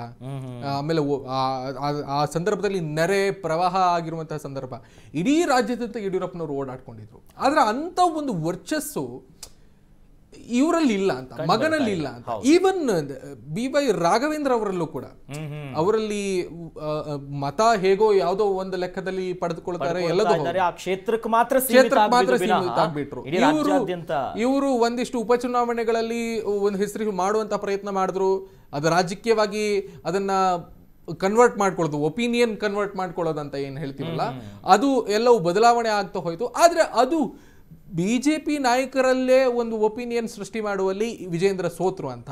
ನೋಡಿ, ಇವತ್ತು ನಮ್ಮ ವಿಜೇಂದ್ರ ಜೊತೆಗೆ ಬಿಜೆಪಿಯ ಪದಾಧಿಕಾರಿಗಳ ಪಟ್ಟಿಯಲ್ಲಿ ಇರುವಂತಹ ಸುನಿಲ್ ಕುಮಾರ್ ಅವರೆಲ್ಲರೂ ಕೂಡ ಅಶೋಕ್ ಅವರೆಲ್ಲರೂ ಕೂಡ ಇವತ್ತು ವಿಜಯೇಂದ್ರನನ್ನ ಸಂಪೂರ್ಣ ಮಟ್ಟದಲ್ಲಿ ಒಪ್ಪೋದಕ್ಕೆ ರೆಡಿ ಇಲ್ಲ. ಹೌದು. ಯಾಕೆ ಕೇಳಿದ್ರೆ ಇದೇ ಒಂದು ಕಾರಣಕ್ಕೆ. ಸೊ ಹಾಗಾಗಿ ಒಂದು ಸಮರ್ಥ ನಾಯಕ ಬಿಜೆಪಿಗೆ ಬೇಕಾಗಿದೆ ಅನ್ನುವಂತಹ ಕೂಗಿಗೆ ಹೈಕಮಾಂಡ್ ಒಂದು ಸಮರ್ಥವಾದಂತಹ ಉತ್ತರವನ್ನ ನೀಡುವುದಕ್ಕೆ ತಯಾರಾಗಿದೆ. ಬಹುಶಃ ಆ ಗಳಿಗೆ ಆ ಮುಹೂರ್ತ ಹತ್ತಿರ ಬರ್ತಾ ಇದೆ ಅಂತ ಅನಿಸ್ತಾ ಇದೆ. ಒಂದ್ ಕಡೆಯಲ್ಲಿ ಶ್ರೀರಾಜ್, ಯಾಕಂತಂದ್ರೆ ಯಾವಾಗ ಇಂಥದ್ದೊಂದು ಅಸಮಾಧಾನ ಬಂತು, ಹೈಕಮಾಂಡ್ ನಾಯಕರ ಮನವೊಲಿಸೋದಕ್ಕೂ ಕೂಡ ಸಾಕಷ್ಟು ಪ್ರಯತ್ನ ಮಾಡಿದ್ರು, ಭೇಟಿಗೆ ಹೋದ್ರು, ಫೇಲ್ಗಳಾಯ್ತು. ನಂತರ ಪ್ರಹ್ಲಾದ್ ಜೋಶಿ ಅವರನ್ನ ಮುಂದಿಟ್ಕೊಂಡು ನಿಮ್ ನೇತೃತ್ವದಲ್ಲಿ ಸಮಾಧಾನ ಮಾಡಿ ಕರೆಸಿ ಅಲ್ಲೂ ಕೂಡ ಬಹುತೇಕ ವಿಫಲನೆ ಬಿಡಿ. ಜೊತೆಲಿ BL ಸಂತೋಷ್ ಅವರ ಮೂಲಕವಾಗಿನೂ ಕೂಡ ಸಾಕಷ್ಟು ಕಸರತ್ ಮಾಡೋದಕ್ಕೆ ನೋಡಿದ್ರು, ಸಂಘ ಪರಿವಾರನ ಸೇರ್ಕೊಂಡಿರ್ಬೋದು ಅಥವಾ ಇತರ ನಾಯಕರನ್ನ ಹೋಲಿಸೋದಕ್ಕೆ. ಒಟ್ಟಿನಲ್ಲಿ ಅಸಮಾಧಾನ ಅಥವಾ ಕ್ರಾಂತಿ ಕಾಂಗ್ರೆಸ್ಗಿಂತ ಜಾಸ್ತಿ ಬಿಜೆಪಿಯಲ್ಲಿ ಇರೋದು ಬಹಳ ಕ್ಲಿಯರ್ ಆಗಿ ಗೊತ್ತಾಗ್ತಿರೋದು. ಈಗ ಮೂಡ್ತಾ ಇರುವಂತದ್ದು ಮುಂದೆ ಯಾರು, ಈಗ ಒಂದು ವೇಳೆ ಬದಲಾದ್ರೆ ಮುಂದೆ ಆ ಸ್ಥಾನದ ಮೇಲೆ ಯಾರು ಕಣ್ಣಿಟ್ಟಿದ್ದಾರೆ ಅನ್ನೋದೇ ಇಲ್ಲಿ ಬಹಳಷ್ಟು ಚರ್ಚೆ ಕಾರಣ ಆಗ್ತಿದೆ. ಹಾಗಾಗಿ ಮುಂದೆ ಯಾರು ಅನ್ನೋದನ್ನ ನಾವು ಡಿಸ್ಕಸ್ ಮಾಡೋಣ, ಬಟ್ ಅಷ್ಟು ಸುಲಭದಲ್ಲಿ ಇಳಿಸೋದಕ್ಕೆ ಆಗುತ್ತೆ. ಯಾಕಂದ್ರೆ ಯಡಿಯೂರಪ್ಪನವರ ಅಂತಹ ಪ್ರಭಾವಿ ಒಬ್ಬ ನಾಯಕನನ್ನೇ ಬಿಜೆಪಿ ಹೈಕಮಾಂಡ್ ಇಳಿಸಿರುವಂತಹ ಉದಾಹರಣೆಯನ್ನ ನಾವು ನೋಡಿದ್ದೀವಿ. ಆಮೇಲೆ ದೊಡ್ಡ ಏನು ಕಾಂಗ್ರೆಸ್ನ ವಿರುದ್ಧವಾಗಿ ದೊಡ್ಡದಾಗಿ ಏನು ಟೀಕೆ ಮಾಡ್ತಿರುವಂತಹ ನಾಯಕರನ್ನೇ ಇಳಿಸಿರೋದನ್ನ ನಾವು ನೋಡಿದ್ದೀವಿ. ಸೊ ಹಾಗಾಗಿ ವಿಜಯೇಂದ್ರ ಹೈಕಮಾಂಡ್ಗೆ ಯಾವ ಲೆಕ್ಕನೂ ಅಲ್ಲ. ಒಂದೇ ಒಂದು ಕಾರಣಕ್ಕೋಸ್ಕರವಾಗಿ ವಿಜಯೇಂದ್ರನ ಇವತ್ತಿಗೂ ಕೂಡ ಬಿಜೆಪಿಯ ರಾಜ್ಯಾಧ್ಯಕ್ಷ ಸ್ಥಾನಕ್ಕೆ ಉಳಿಸ್ಕೊಂಡಿರೋದು. ಅದು ಯಾಕೆ ಕೇಳಿದ್ರೆ ಲಿಂಗಾಯತ ಸಮುದಾಯದ ಒಂದು ಫ್ಯಾಕ್ಟರ್ ಅನ್ನುವ ಕಾರಣಕ್ಕೋಸ್ಕರ. ಇವಾಗ ಲಿಂಗಾಯತ ಮತಗಳು ಈಗ ನೋಡಿ, ಮೊನ್ನೆ ಸಿಎಂ ವಾಲ್ಮೀಕಿ ಸಮಾವೇಶದಲ್ಲಿ ಹೇಳಿರುವಂತಹ ಒಂದು ವಿಷಯ, ಆ ಬೆನ್ನಲ್ಲೇ ಲಿಂಗಾಯತ ಸಮುದಾಯಗಳ ಸ್ವಾಮೀಜಿಗಳೆಲ್ಲರೂ ಕೂಡ ಕಾಂಗ್ರೆಸ್ ಪರವಾಗಿ ಒಂದು ಹಂತಕ್ಕೆ ವಾಲ್ತಾ ಇರೋದು, ಇವೆಲ್ಲವೂ ಬಿಜೆಪಿ ಕ್ಲಿಯರ್ ಆಗಿ ಒಬ್ಸರ್ವ್ ಮಾಡ್ತಾ ಇರುತ್ತೆ. ಸೊ ಹಾಗಾಗಿ ಬಿಜೆಪಿಯ ಏನು ವೋಟ್ ಫ್ಯಾಕ್ಟರ್ ಅಂತ ಲಿಂಗಾಯತ ಸಮುದಾಯಕ್ಕೆ ಏನು ಕರೀತಾರೋ, ಸೊ ಅವರೆಲ್ಲರೂ ಆ ಕಡೆ ಕನ್ವರ್ಟ್ ಆಗ್ತಾ ಇರಬೇಕಾದ್ರೆ ಇನ್ನೊಬ್ಬ ಲೀಡರ್, ಈಗ ಆ ಸಮಾವೇಶದಲ್ಲಿ ಆದಂತಹ ಒಂದು ನಿರ್ಣಯಗಳೇನು, ಅಥವಾ MB ಪಾಟೀಲ್ ಅವರಿಗೆ ಆ ಸಮುದಾಯದ ಸ್ವಾಮೀಜಿಗಳು ಹೇಳ್ತಾ ಇರೋದೇನು, ನಮಗೆ ಒಬ್ಬ ಒಳ್ಳೆ ಸಮುದಾಯದ ನಾಯಕರ ನಮಗೆ ಬಿಜೆಪಿಯಲ್ಲಿ ಕಾಣಿಸ್ತಾ ಇಲ್ಲ. ಹಾಗಾಗಿ ನೀವು ನಮ್ಮ ಸಮುದಾಯದ ನಾಯಕರಾಗಿ ಬೆಳಿಬೇಕು ಅನ್ನೋದನ್ನ ಆ ಲಿಂಗಾಯತ ಸಮುದಾಯದ ಸ್ವಾಮೀಜಿಯವರೆಲ್ಲರೂ ಕೂಡ MB ಪಾಟೀಲ್ಗೆ ಹೇಳ್ತಾರೆ. ಸೊ ಅದೇ ಒಂದು ಕಾರಣಕ್ಕೆ, ಸೊ ಆ ಸ್ವಾಮೀಜಿಯವರು ಹೇಳಿದ ಕಾರಣಕ್ಕೆ ಕಂಪ್ಲೀಟ್ ಲಿಂಗಾಯತ ಸಮುದಾಯದ ಮತಗಳೆಲ್ಲವೂ ಕೂಡ ಕಾಂಗ್ರೆಸ್ ಬಂದ್ಬಿಡುತ್ತೆ ಅಂತ ಅಲ್ಲ. ಆದ್ರೂ ಒಂದು 5 to 10% ಮತಗಳು ಈಚೆ ಬಂದ್ರೆ ಕಂಪ್ಲೀಟ್ ಉಲ್ಟನೇ ಆಗ್ಬಿಡುತ್ತೆ. ನೋಡಿ, 2023 ಚುನಾವಣೆಯನ್ನ ನಾವು ಗಮನಿಸಿದ್ದೇವೆ. 5% ಅಷ್ಟೇ, 5ರಿಂದ ಒಂದು 7-8% ಈಚೆಗೆ ಬಂತು. ಎಷ್ಟು ಸೀಟುಗಳು ಕಾಂಗ್ರೆಸ್ಗೆ ಬಂದು, ಬಿಜೆಪಿಯ ಎಷ್ಟು ಸೀಟುಗಳು ಕಡಿಮೆ ಆಯಿತು, ಇವೆಲ್ಲವೂ ಕೂಡ ಲೆಕ್ಕಾಚಾರ, ಒಂದು ಕ್ಲಿಯರ್ ಅಬ್ಸರ್ವೇಷನ್ ಹೈಕಮಾಂಡ್ಗೆ ಇರುತ್ತೆ.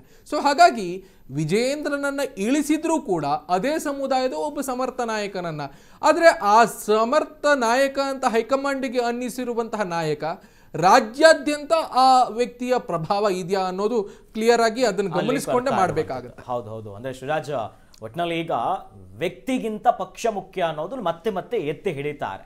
ಜೊತೆಯಲ್ಲಿ ಈಗ ದೊಡ್ಡ ಮಟ್ಟದ ಬದಲಾವಣೆ ಬೇಕು ಅಂತಿದ್ದಾರೆ. ಹಾಗಾದ್ರೆ ಆ ಸ್ಥಾನ ಬದಲಾದ್ರೆ ಮುಂದೆ ಯಾರು ಅನ್ನೋದನ್ನ ಹೇಳ್ತೀವಿ ಸ್ಮಾಲ್ ಬ್ರೇಕ್ ಆದ್ಮೇಲೆ.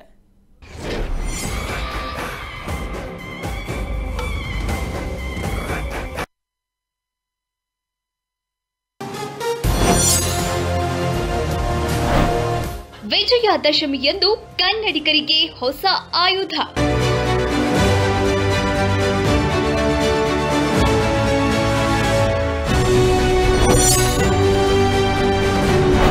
ಕನ್ನಡದ ಅಸ್ಮಿತೆಗೆ ಕರ್ನಾಟಕ ನ್ಯೂಸ್ ಬೀಟ್ ಮುಡಿಪು.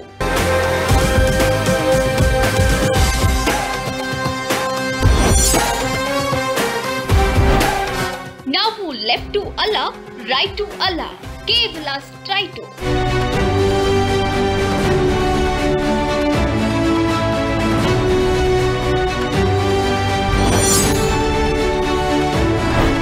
ಕ್ರಿಯೇಟಿವಿಟಿ ಎಲ್ಲೊಟ್ಟು, ನಿತ್ಯ ಸುದ್ದಿಗಳ ಕರದಂಟು.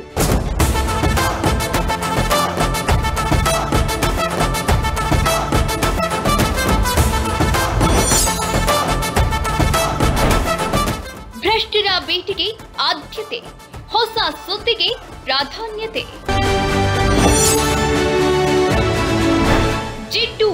ಜೊತೆಗೆ ಬೆಸಿ ಮುಟ್ಟಿಸೋದು ನಿಶ್ಚಿತ ನಿಶ್ಚಿತ.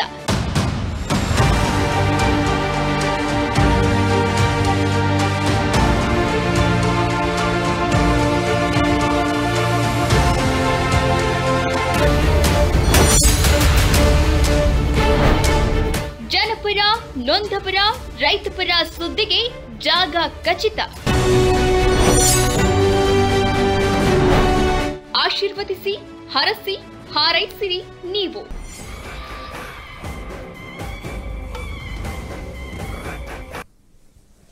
Welcome back. ಬಿಜೆಪಿಯಲ್ಲೂ ಕ್ರಾಂತಿ. ಸದ್ಯ ಬಿಜೆಪಿಯಲ್ಲಿ ಬದಲಾವಣೆ ಆಗಲೇಬೇಕೆನ್ನುವಂತ ದೊಡ್ಡ ಮಟ್ಟದ ಕೂಗಂತೂ ಇದೆ. ಹಾಗಾದ್ರೆ ಬದಲಾವಣೆ ಆದ್ರೆ ಮುಂದೆ ಆ ಸ್ಥಾನದ ರೇಸ್ನಲ್ಲಿ ಯಾರ್ಯಾರಿದ್ದಾರೆ, ಯಾರ್ಯಾರು ಅದ್ರ ಮೇಲೆ ಕಣ್ಣು ಹಾಕೊಂಡಿದ್ದಾರೆ, ಜೊತೆಯಲ್ಲಿ ಯಾರು ನಾವು ಆಗಬೇಕೆನ್ನುವಂತ ಆಕಾಂಕ್ಷಿಗಳನ್ನ ಹೊರಗೆ ಹಾಕಿದ್ದಾರೆ ಅನ್ನೋದ್ರ ಬಗ್ಗೆ ಒಂದು ಅಪ್ಡೇಟ್ ಲಭ್ಯವಾಗ್ತಾ ಇದೆ.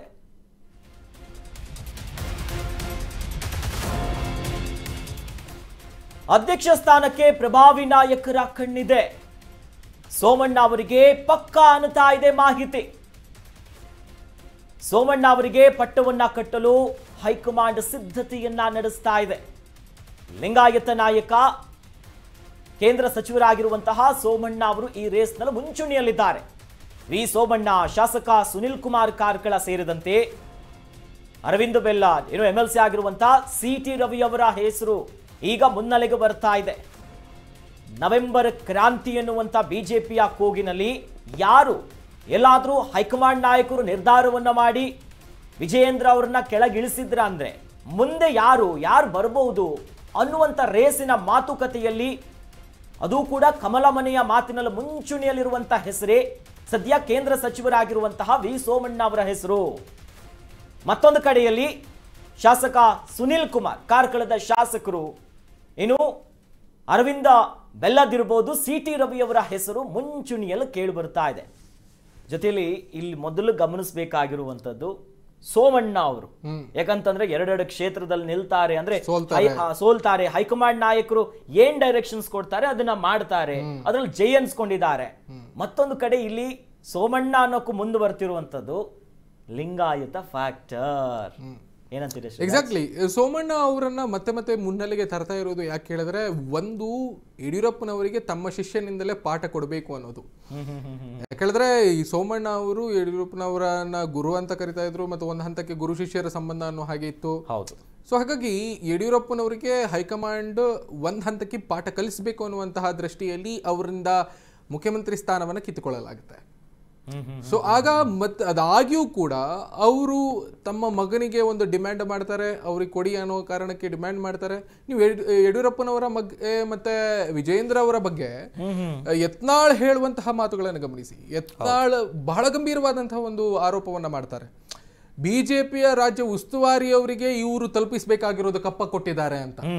ಅಂದ್ರೆ ಇಲ್ಲಿಂದ ಯಡಿಯೂರಪ್ಪನವರು ಮತ್ತೆ ವಿಜಯೇಂದ್ರ ಅವರು ಬಿಜೆಪಿಯ ಉಸ್ತುವಾರಿಗಳಿಗೂ ಕೂಡ ದುಡ್ಡು ಕೊಟ್ಟು ಬಾಯಿ ಮುಚ್ಚಿಸುವಂತ ಪ್ರಯತ್ನವನ್ನ ಮಾಡ್ತಾರೆ ಅಂತ. ಅಂದ್ರೆ ಉಸ್ತುವಾರಿಗಳನ್ನ ಯಾಕೆ ಮಾಡ್ತಾರೆ? ಇಲ್ಲಿನ ಸಮಸ್ಯೆಗಳನ್ನ ತಿಳಿದು ನಮ್ಗೆ ಹೈಕಮಾಂಡ್ಗೆ ಒಪ್ಪಿಸ್ಲಿ ಅನ್ನೋ ಕಾರಣಕ್ಕೋಸ್ಕರವಾಗಿ ಉಸ್ತುವಾರಿಗಳನ್ನ ಬಿಡ್ತಾರೆ.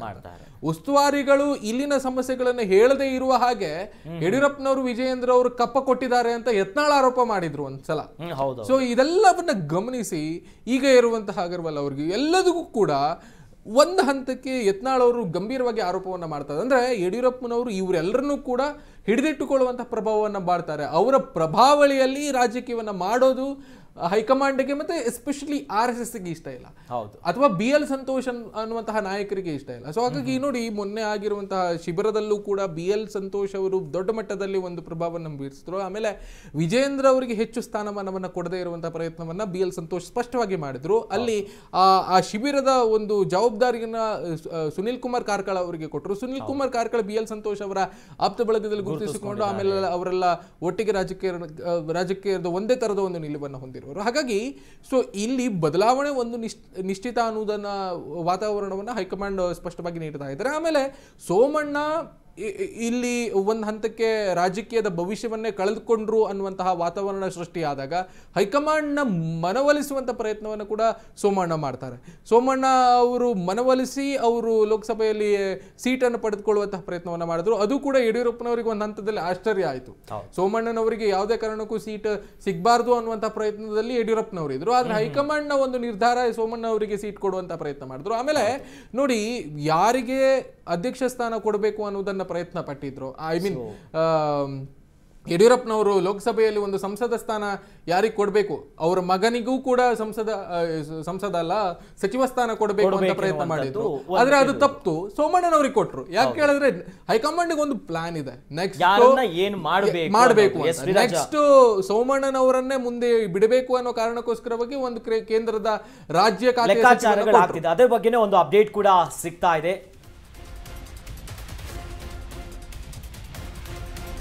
ಸೋಮಣ್ಣ ಪಾಲಿಗೆ ಹೊಸ ಶಕೆ ಆರಂಭ ಆಗ್ತಾ ಇದೆ. ರಾಜ್ಯ ಬಿಜೆಪಿಯಲ್ಲಿ ಹೊಸ ನಾಯಕತ್ವಕ್ಕೆ ಕ್ಷಣಗಣನೆ ಆರಂಭ ಆಗಿದೆ. ರಾಜ್ಯದಿಂದಲೇ ಕುಟುಂಬ ರಾಜಕಾರಣಕ್ಕೆ ಅಂತಿಮ ಚುಕ್ಕಿಯನ್ನ ಇಡ್ತಾರ.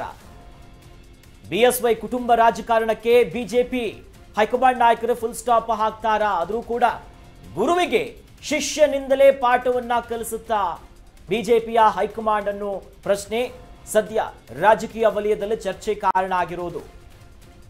ಅತ್ತ ಯಡಿಯೂರಪ್ಪನವರು ಪಕ್ಷವನ್ನ ಕಟ್ಟಿದ್ರು, ಸಂಘಟನೆಯನ್ನ ಮಾಡಿದ್ರು, ಸಮುದಾಯ ನಾಯಕನಾಗಿದ್ರು, ಮಾಸ್ ಲೀಡರ್ ಆಗಿದ್ರು. ಅವರ ಅಣತಿಯಂತೆ ಬಿಜೆಪಿ ಭದ್ರವಾಗಿ ತಲೆ ಎತ್ತಿ ನಿಂತಿತ್ತು. ಮುಂದುವರೆದ ಭಾಗ ಎನ್ನುವಂತೆ ಈಗ ಅವರ ಮಗ ಬಿಜೆಪಿಯ ರಾಜ್ಯಾಧ್ಯಕ್ಷರಾಗಿದ್ದಾರೆ.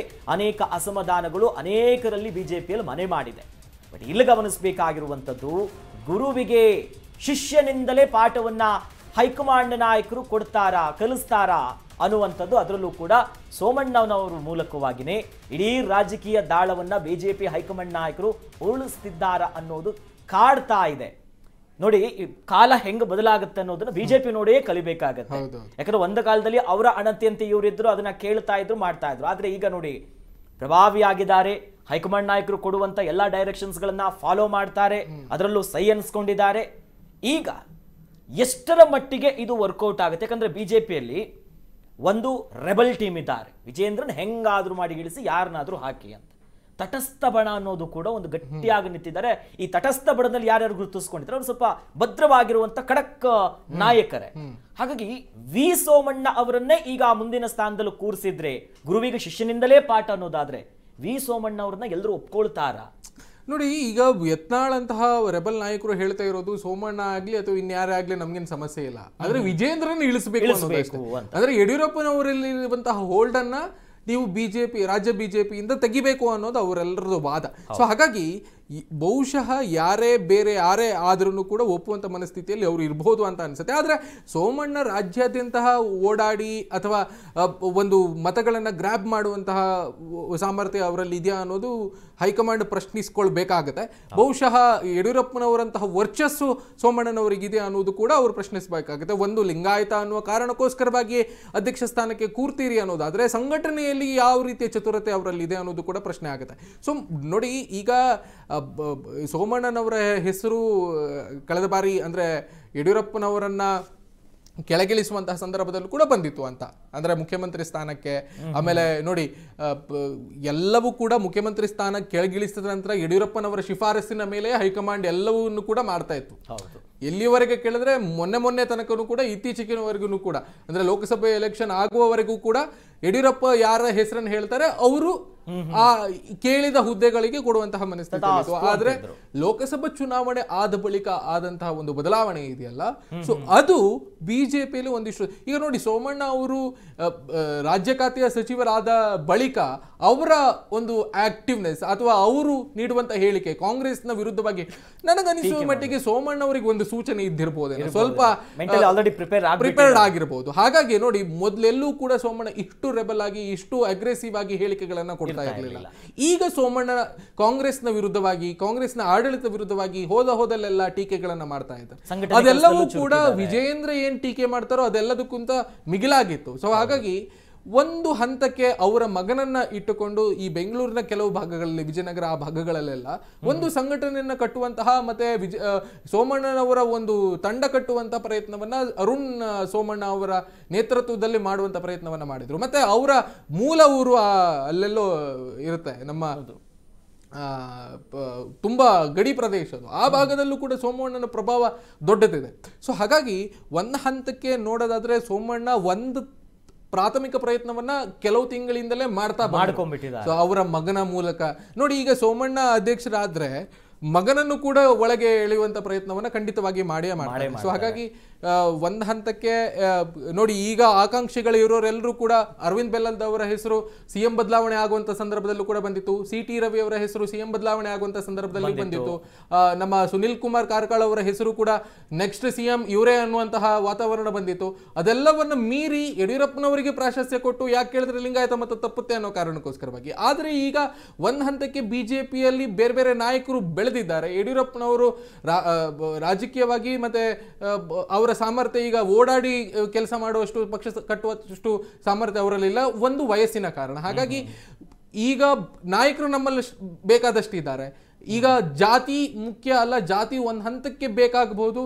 ಆ ಜಾತಿಗೆ ಫ್ಯಾಕ್ಟರ್ಗೆ ಅಧ್ಯಕ್ಷ ಸ್ಥಾನ ಕೊಟ್ಟು ನೆಕ್ಸ್ಟ್ ಸಿಎಂ ಅಭ್ಯರ್ಥಿಯನ್ನ ಬೇರೆ ಜಾತಿಯವರಿಗೂ ಕೂಡ ಕೊಡುವಂತ ಹೌದು, ಹಾಗೆಲ್ಲ ನೋಡೋದಾದ್ರೆ ಆಕಾಂಕ್ಷಿಗಳು ಮತ್ತೊಂದು ಅಪ್ಡೇಟ್ ಕೂಡ ಸಿಗ್ತಾ ಇದೆ ನೋಡಿ, ಗಮನಿಸ್ತಾ ಇದೀವಿ. 2023ರಲ್ಲಿ ಚಾಮರಾಜನಗರ ಮತ್ತು ವರುಣಾದಿಂದ ಸ್ಪರ್ಧೆ ಮಾಡಿದ್ರು ಸಿದ್ದರಾಮಯ್ಯ ಮತ್ತವರ ಆಪ್ತ ಪುಟ್ಟರಂಗ ಶೆಟ್ಟಿ ವಿರುದ್ಧ ಫೈಟ್ ಅನ್ನ ಮಾಡಿರ್ತಾರೆ. ಆದರೆ ಎರಡೂ ಕ್ಷೇತ್ರದಲ್ಲೂ ಕೂಡ ಸೋಲನ್ನ ಕಂಡಿರ್ತಾರೆ ವಿ ಸೋಮಣ್ಣ. ಈ ಹಂತದಲ್ಲಿ ರಾಜಕೀಯ ಭವಿಷ್ಯವೇ ಒಂದು ರೀತಿಯಾಗಿ ತಳ್ಕಂಬಳಕ ಆಗಿರುತ್ತೆ. ಯಡಿಯೂರಪ್ಪ ವಿರುದ್ಧ ಆಕ್ರೋಶವನ್ನ ಹೊರಗಾಕಿದ್ರು ಸೋಮಣ್ಣ ಅವರು. ಮತ್ತೆ ಕಾಂಗ್ರೆಸ್ಸಿಗೆ ಬರ್ತಾರೆ ಎನ್ನುವಂತ ಮಾತು ಕೂಡ ರಾಜಕೀಯ ವಲಯದಲ್ಲಿ ಜೋರಾಗಿತ್ತು. ಆದರೆ ಬಿಜೆಪಿಯಿಂದ ತುಮಕೂರು ಲೋಕಸಭಾ ಇಲೆಕ್ಷನ್ಗೆ ಸ್ಪರ್ಧೆ ಮಾಡುವಂತ ಅಖಾಡಕ್ಕೆ ಇಳಿತಾರೆ. ಹೈಕಮಾಂಡ್ ನಾಯಕರಿಂದ ಸೋಮಣ್ಣ ಅವರಿಗೆ ಒಂದು ಶ್ರೀರಕ್ಷೆ ಕೂಡ ಸಿಗುತ್ತೆ. ಜಲಶಕ್ತಿ ಮತ್ತು ರೈಲ್ವೆ ಸಚಿವಾಲಯದ ರಾಜ್ಯ ಖಾತೆ ಸಚಿವರಾಗಿ ನೇಮಕ ಆಗಿದ್ದಾರೆ. ಇದೀಗ ವಿ ಸೋಮಣ್ಣವರ 2.0ಗೆ ಆ ದಿನ ಬಂದೇ ಬಿಡ್ತು ಅನ್ನುವಂಥದ್ದು ಖಚಿತ ಆಗಿದೆ. ರಾಜ್ಯ ಬಿಜೆಪಿಯ ಅಧ್ಯಕ್ಷ ಸ್ಥಾನವನ್ನ, ಆ ಚುಕ್ಕಾಣಿಯನ್ನ ಹಿಡಿತಾರೆ ಸೋಮಣ್ಣ ಅನ್ನುವಂಥ ಮಾತು ಬಹಳಷ್ಟು ಗಂಭೀರವಾಗಿ ದೊಡ್ಡ ಮಟ್ಟದಲ್ಲಿ ಕೇಳ್ತಾ ಇದೆ. ಶಿವರಾಜ್, ನಾನು ಆಗ್ಲೇ ಹೇಳ್ತಿದ್ದೆ, ಅಂದ್ರೆ ಹೈಕಮಾಂಡ್ ನಾಯಕರು ಏನೇನ್ ಡೈರೆಕ್ಷನ್ಸ್ ಕೊಡ್ತಾರೆ ಅದು ಕೇಳ್ತಾರೆ, ಆ ಕೆಲಸ ಮಾಡ್ತಾರೆ, ಅಚ್ಚುಕಟ್ಟಾಗಿ ಮಾಡ್ತಾರೆ. ಒಂದು ರೀತಿ ಒಬಿಡಿಯಂಟ್ ಸ್ಟೂಡೆಂಟ್ ತರ ಬಿಜೆಪಿಗೆ ಗೆದ್ದಿದ್ದಾರೆ ಹಿರಿಯರು. ಆ ಮಾತಿನ ತೂಕ ಕೂಡ ಹೆಚ್ಚಾಗಿದೆ. ಸೊ ಈ ಎಲ್ಲ ಲೆಕ್ಕಾಚಾರ ಹಾಕಿದ್ಮೇಲೆ ಈಗ ಸುನಿಲ್ ಕುಮಾರ್ ಅವರು ಇರ್ಬೋದು, CT ರವಿ ಅವರು ಇರ್ಬೋದು, ಜೊತೆಲಿ ಬೆಲ್ಲದವರ ಹೆಸರು ಈ ಸಾಲಿನಲ್ಲಿದ್ರು ಕೂಡ ಮುಂಚೂಣಿಯಲ್ಲಿರೋದು ಇವರ ಹೆಸರೇ. ಈಗ ಕೇಂದ್ರ ಸಚಿವರಾಗಿ ಮತ್ತೊಂದಿಷ್ಟು ಅನುಭವದೊಂದಿಗೆ ಬಹಳಷ್ಟು ಗಟ್ಟಿ ಧ್ವನಿಯಾಗಿ ನಿಲ್ತಿದ್ದಾರೆ. ಸೊ ಹಾಗಾಗಿ ಇವರ ಹೆಸರು ಮುಂದೆ ಬಂದಂತ ಸಂದರ್ಭದಲ್ಲಿ ವಿರೋಧ ಮಾಡೋರು ಬಿಜೆಪಿಯಲ್ಲಿ ಇದ್ದಾರಾ, ಇದು ಬೇಡ ಇವ್ರು ಮಾಡಬಹುದಲ್ಲ ಅನ್ನುವಂತ ಆ ಒಂದು ಚರ್ಚೆ ಗ್ರಾಸ ಆಗತ್ತಾ? ಆಕಾಂಕ್ಷಿಗಳಿರಬಹುದು. ಅಥವಾ ಈಗ ನೋಡಿ, ನಾವು ಹೈಕಮಾಂಡ್ ಅನ್ನ ಅಥವಾ ಮೋದಿಯವರನ್ನ, ಅಮಿತ್ ಶಾ ಅವರನ್ನ ಎದುರು ಹಾಕೊಳ್ಳುವಂತಹ ಧೈರ್ಯವನ್ನ ಈ ನಾಯಕರು ಮಾಡಲ್ಲ ಅಂತ ಅನ್ಸುತ್ತೆ. ಯಾಕಂದ್ರೆ ಗೊತ್ತಿದೆ ಅವ್ರಿಗೆ, ಹೌದು, ನಾವು ತಮ್ಮ ಅಸ್ತಿತ್ವವನ್ನು ಉಳಿಸ್ಕೊಳ್ಬೇಕು ಅನ್ನೋದು ಅವ್ರಿಗೆ ಗೊತ್ತಿದೆ. ಹಾಗಾಗಿ ವಿಜಯೇಂದ್ರನನ್ನ ಬದಲಾಯಿಸಬೇಕು ಅನ್ನೋದು ಈ ಎಲ್ಲರಿಗೂ ಕೂಡ ಇತ್ತು. ಹೌದು, ಯಾರಿಗೆ ಅರವಿಂದ್ ಬೆಲ್ಲದ್ ಅವರಿಗೂ ಇತ್ತು, CT ರವಿ ಅವರಿಗೂ ಇತ್ತು, ಆಮೇಲೆ ನಮ್ಮ ಸುನಿಲ್ ಕುಮಾರ್ ಕಾರ್ಕಳ ಅವರಿಗೂ ಇತ್ತು. ಕೆಳಗೆ ಜಾರಿಕೊಳ್ಳುವಂತ ಹೌದು. ಸೊ ಹಾಗಾಗಿ ಸೋಮಣ್ಣ ಅವರನ್ನ ಒಂದ್ ಹಂತಕ್ಕೆ ಒಪ್ಪುತ್ತಾರೆ, ಅದು ಅನಿವಾರ್ಯ. ಅಂದ್ರೆ ಒಂದ್ ಹಂತಕ್ಕೆ ಇವರಿಗೆ ಯಾರ ಮೇಲೆ ಅಸಮಾಧಾನ ಇತ್ತು ಅವ್ರು ಕೆಳಗಿಳಿದ್ರಲ್ಲ ಅನ್ನೋದು ಒಂದು ಸಮಾಧಾನ ಆದ್ರೆ, ಒಂದ್ ಸಣ್ಣ ಅಸಮಾಧಾನ ಇದ್ದೇ ಇದೆ, ನಮ್ಗೆ ಸಿಕ್ಕಿಲ್ಲ ಅನ್ನೋದು. ಸೊ ಒಟ್ನಲ್ಲಿ ಮೋದಿ ಅವರು ಮತ್ತು ಅಮಿತ್ ಶಾ ಅವರಿಗೆ ಹೆದರಿಯಾದ್ರೂ ತಮ್ಮ ಅಸ್ತಿತ್ವವನ್ನು ಉಳಿಸ್ಕೊಳ್ಳೋದಕ್ಕಾದ್ರೂ ಸೋಮಣ್ಣ ಅವರನ್ನ ಒಪ್ಪಲೇಬೇಕು. ಬಹುಶಃ ನೆಕ್ಸ್ಟ್ ಲೆವೆಲ್ ಏನಿರುತ್ತೆ ಕೇಳಿದ್ರೆ, ಈ ಬಿಜೆಪಿಯ ಯಡಿಯೂರಪ್ಪನವರು ಬದಿಗೆ ಸರಿದ ಮೇಲೆ ಬಿಜೆಪಿಯ ವಾತಾವರಣ ಹೇಗಾಗುತ್ತೆ ಕೇಳಿದ್ರೆ, ಈ ಎಲ್ಲ ನಾಯಕರು ಏನಿರ್ತಾರಲ್ಲೋ ಅವರು ಸಮುದಾಯದ ನಾಯಕರಾಗಿ ಬೆಳೆಯುವುದಕ್ಕೆ ಪ್ರಾರಂಭ ಮಾಡ್ತಾರೆ. ಈಗ ನೋಡಿ, CT ರವಿ ಅವರು ಅಗ್ರೆಸಿವ್ ಮಾತು, ಅರವಿಂದ್ ಬೆಲ್ಲದ್ ಅವರದ್ದು ಅಷ್ಟೇನಿಲ್ಲ, ಸುನಿಲ್ ಕುಮಾರ್ ಅವರು ಮುಖಾಮುಖಿ ನೋಡದೆ ಮಾತಾಡ್ತಾರೆ, ಟೀಕೆ ಮಾಡ್ತಾರೆ. ಆ ಥರದವರೆಲ್ಲ ಜಾಸ್ತಿ ಆಗ್ತಾರೆ ಅಂತ. ಅಂದ್ರೆ ಬಿಜೆಪಿ ಬಯಸೋದು ಕೂಡ ಅಷ್ಟೇ, ಟೀಕೆಯನ್ನು ಸಮರ್ಥವಾಗಿ ಮಾಡಬೇಕು ಅಂತ, ಮತ್ತೆ ಟೀಕೆಯನ್ನ ಕಟುವಾಗಿ ಮಾಡಬೇಕು ಅಂತ, ಮಾತುಗಳು ಎಸೆದಂತಿರಬೇಕು ಅನ್ನೋದನ್ನ ಬಿಜೆಪಿ ಬಯಸುತ್ತೆ. ಹಾಗಾಗಿ ಸೊ ಇಂಥ ನಾಯಕರನ್ನ ಬೆಳೆಸ್ತಾ ಹೋಗ್ತಾ ನೆಕ್ಸ್ಟ್ ಎಲೆಕ್ಷನ್ ಅಷ್ಟರ ಹೊತ್ತಿಗೆ ಒಂದಿಷ್ಟು ನಾಯಕರನ್ನ ಬೆಳೆಸುವಂತ ಪ್ರಯತ್ನವನ್ನ ಬಿಜೆಪಿ ಮಾಡುತ್ತೆ ಅಂತ ಅನ್ಸುತ್ತೆ. ನೆಕ್ಸ್ಟ್ ಒಂದು ವೇಳೆ ರಾಷ್ಟ್ರೀಯ ಬಿಜೆಪಿಯ ಅಧ್ಯಕ್ಷರು BL ಸಂತೋಷ್ ಎಲ್ಲಾದ್ರೂ ಆದ್ರೆ ಕಂಪ್ಲೀಟ್ ಇಲ್ಲಿನ ವಾತಾವರಣ ಬದಲಿಸುವಂತ ಪ್ರಯತ್ನವನ್ನ BL ಸಂತೋಷ್ ಅಂತೂ ಮಾಡೇ ಮಾಡ್ತಾರೆ. ಮತ್ತೆ ಅವರಿಗೆ ಆಪ್ತ ಬಳಗದಲ್ಲಿ ಇರುವವರೆಲ್ಲರೂ ಕೂಡ ಮೇಲೆ ಬರ್ತಾರೆ, ಮುಂದಕ್ಕೆ ಬರ್ತಾರೆ, ಮತ್ತೆ ಅವರೆಲ್ಲರೂ ಕೂಡ ದೊಡ್ಡ ದೊಡ್ಡ ಸ್ಥಾನಕ್ಕೆ ಹೋಗ್ತಾರೆ ಅಂತ. ಇದೇ ಒಂದು ಮಾತು ಹೇಳ್ತಾ ಇದ್ದಾರೆ. ಯಾಕಂತಂದ್ರೆ ಈಗ ಬಿಹಾರದ ಚುನಾವಣೆ ಆದ್ಮೇಲೆ ಒಂದು ಬಿರುಗಾಳಿ ಬೀಸೋದು ಖಂಡಿತ. ಯಾಕಂತಂದ್ರೆ ಅಲ್ಲಿ ಬಿಜೆಪಿಯ ರಾಷ್ಟ್ರೀಯ ಅಧ್ಯಕ್ಷರಿಗೆ JP ನಡ್ಡಾ ಇದ್ದಾರೆ, ಅವರ ಅವಧಿ ಮುಗ್ದಿದೆ. ಆದ್ರೂ ಕೂಡ ಬಿಹಾರ ಚುನಾವಣೆ ಆಗ್ಲಿ ನಂತರ ನಮ್ಮಲ್ಲಿ ಏನು ಬದಲಾವಣೆ ಮಾಡಬೇಕು ಕಾಯ್ತಿದ್ದಾರೆ. ಹಾಗಾಗಿ ಈ ರಾಜ್ಯದ ಅಧ್ಯಕ್ಷರದ ವಿಚಾರ ಬಿಟ್ಟಾಕಿ ರಾಷ್ಟ್ರೀಯ ಮಟ್ಟದಲ್ಲಿ ಬದಲಾವಣೆ ಆಗುತ್ತೆ. ಅಲ್ಲಾಗ್ಲೇ ಹೇಳ್ದಾಗೆ BL ಸಂತೋಷ್ ಅವ್ರು ಎಲ್ಲಾದ್ರೂ ಆದ್ರೆ ಇಲ್ಲಿ ಲೈನ್ ಅಲ್ಲಿ CT ರವಿ ಅವರು ಇರ್ಬೋದು, ಸುನಿಲ್ ಕುಮಾರ್ ಇರ್ತಾರೆ. ಸೊ ಆಮೇಲೆ ಈ R ಅಶೋಕ್ ಅವರದ್ದೆಲ್ಲ ಆಟ ನಡೆಯಲ್ಲ. ಆಮೇಲೆ BL ಸಂತೋಷ್ ಅವರು ಪಕ್ಷದ ವಿಷಯದಲ್ಲಿ, ಶಿಸ್ತಿನ ವಿಷಯದಲ್ಲಿ ಅವರು ಸ್ಟ್ರಿಕ್ಟ್. ಸಂಘ ಪರಿವಾರದ ಮೂಲದಿಂದ ಬಂದವರು, ಸಂಘ ಪರಿವಾರದಿಂದ ಬಂದವರಿಗೆ ಹೆಚ್ಚು ಆದ್ಯತೆಯನ್ನ ನೀಡ್ತಾರೆ. ಈ ಸುನಿಲ್ ಕುಮಾರ್, CT ರವಿ ಅವರೆಲ್ಲ, ಈಗ R ಅಶೋಕ್ ಕೂಡ ಹೇಳ್ತಾರೆ ನಾವು ಸಂಘದಿಂದ ಬಂದಿದ್ದಾರೆ. ಆದ್ರೆ ಆ ಸಂಘದ ಶಿಸ್ತನ್ನ ಒಪ್ಪುತ್ತಾರೆ, ಶಿಸ್ತಿನಲ್ಲೇ ಇದ್ದಾರ. ನೋಡಿ, ಇವತ್ತು ಕೂಡ R ಅಶೋಕ್ ಅವರ ಹೇಳಿಕೆಗಳನ್ನ ಬಿಜೆಪಿ ನಾಯಕರೇ ಒಪ್ಪಲ್ಲ. ಅವರ ಒಂದು ಸಮರ್ಥವಾದಂತ ಹೇಳಿಕೆ ಅಲ್ಲ, ಏನೇನೋ ಒಂದು ಹೇಳಿಕೆ ಕೊಡ್ತಾರೆ. ಆ ತರದೆಲ್ಲ ಒಂದು ವಿಪಕ್ಷ ಸ್ಥಾನದ ಮೇಲೂ ಕೂಡ ಒಂದು ತೂಗು ಕತ್ತಿ ಇದೆ. ಹೌದು, R ಅಶೋಕ್ ಅವರನ್ನು ಕೂಡ ಬದಲಾಯಿಸುವಂತಹದ ಒಂದು ತಂತ್ರ ನಡೀತಾ ಇದೆ ಅನ್ನುವಂತಹ ಇಂಟರ್ನಲ್ ಮಾಹಿತಿ ಕೂಡ ಬಿಜೆಪಿಯಿಂದ ಇದೆ ಅಂತ. ಸೊ ಅದು ಒಂದು ಕಡೆ, ಇದು ಒಂದು ಕಡೆ. ಒಟ್ಟಿನಲ್ಲಿ ಅಂದ್ರೆ ಬಿಜೆಪಿ ಮನೆಯಲ್ಲಿ ಒಂದು ಬದಲಾವಣೆಯಂತೂ ನಿಶ್ಚಿತ ಆಗಿದೆ. ಯಾಕಂತಂದ್ರೆ ಕಾಂಗ್ರೆಸ್ನಲ್ಲಿ ಎಲ್ಲರ ಚಿತ್ತ ಇದೆ, ಅಧಿಕಾರ ಹಸ್ತಾಂತರ ಆಗುತ್ತಾ, ಸಂಪುಟ ಬದಲಾಗುತ್ತಾ, ಅಥವಾ ಅದರ ಮೇಲೆ ಕಣ್ಣಿಟ್ಟುಕೊಂಡು ಅದನ್ನ ಸಮರ್ಥನೆ ಮಾಡ್ಕೊಂಡು ಅಥವಾ ಅದರ ವಿರುದ್ಧವಾಗಿ ಕೆಲಸ ಮಾಡಬೇಕಿದ್ದಂತ ಬಿಜೆಪಿ ಒಳಗೇನೆ ಒಳಬೇಗುದಿ ಹೊತ್ಕೊಂಡು ಉರಿತಾ ಇದೆ. ಸೊ ನೋಡಿ, ಈ ಸೋಮಣ್ಣ ಅವರು ಮತ್ತೆ ಮಗನನ್ ತರುವಂತ ಪ್ರಯತ್ನ ಮಾಡಿದ್ರು ಕೂಡ ಬಿಜೆಪಿ ಹೈಕಮಾಂಡ್ ಒಪ್ಪಲ್ಲ. ಬೆಂಕಿ ಬಿದ್ದೇ ಬೀಳತ್ತೆ. ಆಮೇಲೆ ಲಿಂಗಾಯತ ಸಮುದಾಯ ಅನ್ನುವ ಕಾರಣಕ್ಕೋಸ್ಕರವಾಗಿ ಸೋಮಣ್ಣ ಅವರನ್ನ ಈ ಸ್ಥಾನದಲ್ಲಿ ಕೂರಿಸುವಂತ ಪ್ರಯತ್ನವನ್ನ ಹೈಕಮಾಂಡ್ ಮಾಡ್ತಾ ಇದೆ ಅನ್ನುವಂತ ಮಾಹಿತಿ, ಅಧಿಕೃತ ಮಾಹಿತಿ. ಆದ್ರೆ ಅದು ಅಧಿಕೃತ ಆದೇಶ ಬಂದ ಮೇಲೆ ಯಾರು ಅನ್ನೋದು ಗೊತ್ತಾಗುತ್ತೆ. ಆದ್ರೆ ಈಗ ಸೋಮಣ್ಣ ಏನ್ ಮಾಡ್ತಿದ್ದಾರೆ ಕೇಳಿದ್ರೆ, ತಮ್ಮ ಮಗನನ್ನ ಹೇಗಾದ್ರೂ ಮಾಡಿ ಬಿಜೆಪಿ ಒಳಗಡೆ ತರಬೇಕು, ಏನಾದ್ರೂ ಮಾಡಿ ತರಬೇಕು ಅನ್ನುವಂತ ಪ್ರಯತ್ನದಲ್ಲಿ ಪ್ರಚಾರ ಮಾಡೋದು, ಆ ತರದೆಲ್ಲ ಮಾಡ್ತಾ ಇದ್ದಾರೆ. ಆದ್ರೆ ಅಧ್ಯಕ್ಷ ಸ್ಥಾನ ಎಲ್ಲಾದ್ರೂ ಸೋಮಣ್ಣ ಅವ್ರಿಗೆ ಸಿಕ್ಕಿದ್ರೆ, ಅರುಣ್ ಅವರನ್ನ ಒಳಗ್ ತರುವಂತ ಪ್ರಯತ್ನ ಮಾಡಿದ್ರೆ ಹೈಕಮಾಂಡ್ ಅಂಕುಶ ಪ್ರಯೋಗ ಮಾಡೋದಂತೂ ನಿಶ್ಚಿತ ಅಂತ ಕಾಣಿಸುತ್ತೆ. ಮತ್ತೆ ಯಾರು ಕುಟುಂಬದ ಬಗ್ಗೆ, ಕುಟುಂಬದವರನ್ನ ಬೆಳೆಸೋದಕ್ಕೆ ಯಾರೆಲ್ಲ ಪ್ರಯತ್ನ ಮಾಡ್ತಾರೋ ಅವರೆಲ್ಲರಿಗೂ ಕೂಡ ಒಂದು ಕಾಂಗ್ರೆಸ್ ವಿರುದ್ಧವಾಗಿ ಟೀಕೆ ಮಾಡ್ತಿದ್ದಂತಹ ಬಿಜೆಪಿ, ಮತ್ತೆ ಕಾಂಗ್ರೆಸ್ ಬಿಜೆಪಿ ಟೀಕೆಗೆ ತಿರುಗೇಟು ನೀಡ್ತಾ ಇದ್ದದ್ದು ಯಡಿಯೂರಪ್ಪ ಮತ್ತು ಕುಟುಂಬದ ಒಂದು ರಾಜಕಾರಣವನ್ನು ಹಿಡ್ಕೊಂಡು. ಹಾಗಾಗಿ ರಾಜ್ಯದ ಮೂಲಕವೇ, ಅಂದ್ರೆ ಕರ್ನಾಟಕದ ಮೂಲಕವೇ ನಾವು ಕುಟುಂಬ ರಾಜಕಾರಣವನ್ನು ಒಪ್ಪಲ್ಲ ಅನ್ನೋದನ್ನ ಸಂದೇಶ ರವಾನೆ ಮಾಡುವಂತ ಪ್ರಯತ್ನವೂ ಹೌದು ಇದು. ಸೊ ಇದೆಲ್ಲವೂ ಕೂಡ ಇದೆ. ನೋಡೋಣ ಏನೆಲ್ಲ ಆಗುತ್ತೆ ಗೊತ್ತಿಲ್ಲ. ನೋಡಿದ್ರಲ್ಲ ವೀಕ್ಷಕರೇ, ಒಟ್ಟಿನಲ್ಲಿ ಕಾಂಗ್ರೆಸ್ ಮನೆಯಲ್ಲಿ ಒಂದು ರೀತಿಯಾದಂತಹ ಕ್ರಾಂತಿ ಆದ್ರೆ ಬಿಜೆಪಿಯಲ್ಲೂ ಕೂಡ ಕ್ರಾಂತಿ ಆಗ್ತಿದೆ. ಬಟ್ ಇದಕ್ಕೆ ತೆರೆ ಬೀಳಬೇಕು ಅಂತಂದ್ರೆ ಬಿಹಾರದ ಚುನಾವಣೆಯ ಫಲಿತಾಂಶ ಬರಬೇಕು. ಆ ನಿಟ್ಟಿನಲ್ಲಿ ಆ ಫಲಿತಾಂಶ ಬಂದ ಮೇಲೆ ರಾಜ್ಯ ರಾಜಕೀಯದಲ್ಲಿ ಬಿಜೆಪಿ ಮತ್ತು ಕಾಂಗ್ರೆಸ್ನಲ್ಲಿ ಯಾವ ರೀತಿಯಾದಂತಹ ಹಲ್ಚಲ್ ಎಬ್ಬುತ್ತೆ, ಜೊತೆಯಲ್ಲಿ ಇದು ಎಷ್ಟರ ಮಟ್ಟಿಗೆ ಇಡೀ ರಾಜ್ಯ ರಾಜಕೀಯದ ದಿಕ್ಕನ್ನ ಬದಲಾಯಿಸಿಬಿಡುತ್ತೆ ಅನ್ನೋದನ್ನ ಕಾದು ನೋಡಬೇಕು. ಇದಾಗಿತ್ತು ಈ ಹೊತ್ತಿನ ವಿಶೇಷ. ನೋಡ್ತಾ ಇರಿ ಕರ್ನಾಟಕ ನ್ಯೂಸ್ ಬೀಟ್. ನ್ಯಾಯ ನಮ್ಮೊಂದಿಗೆ, ನಾವು ನಿಮ್ಮೊಂದಿಗೆ.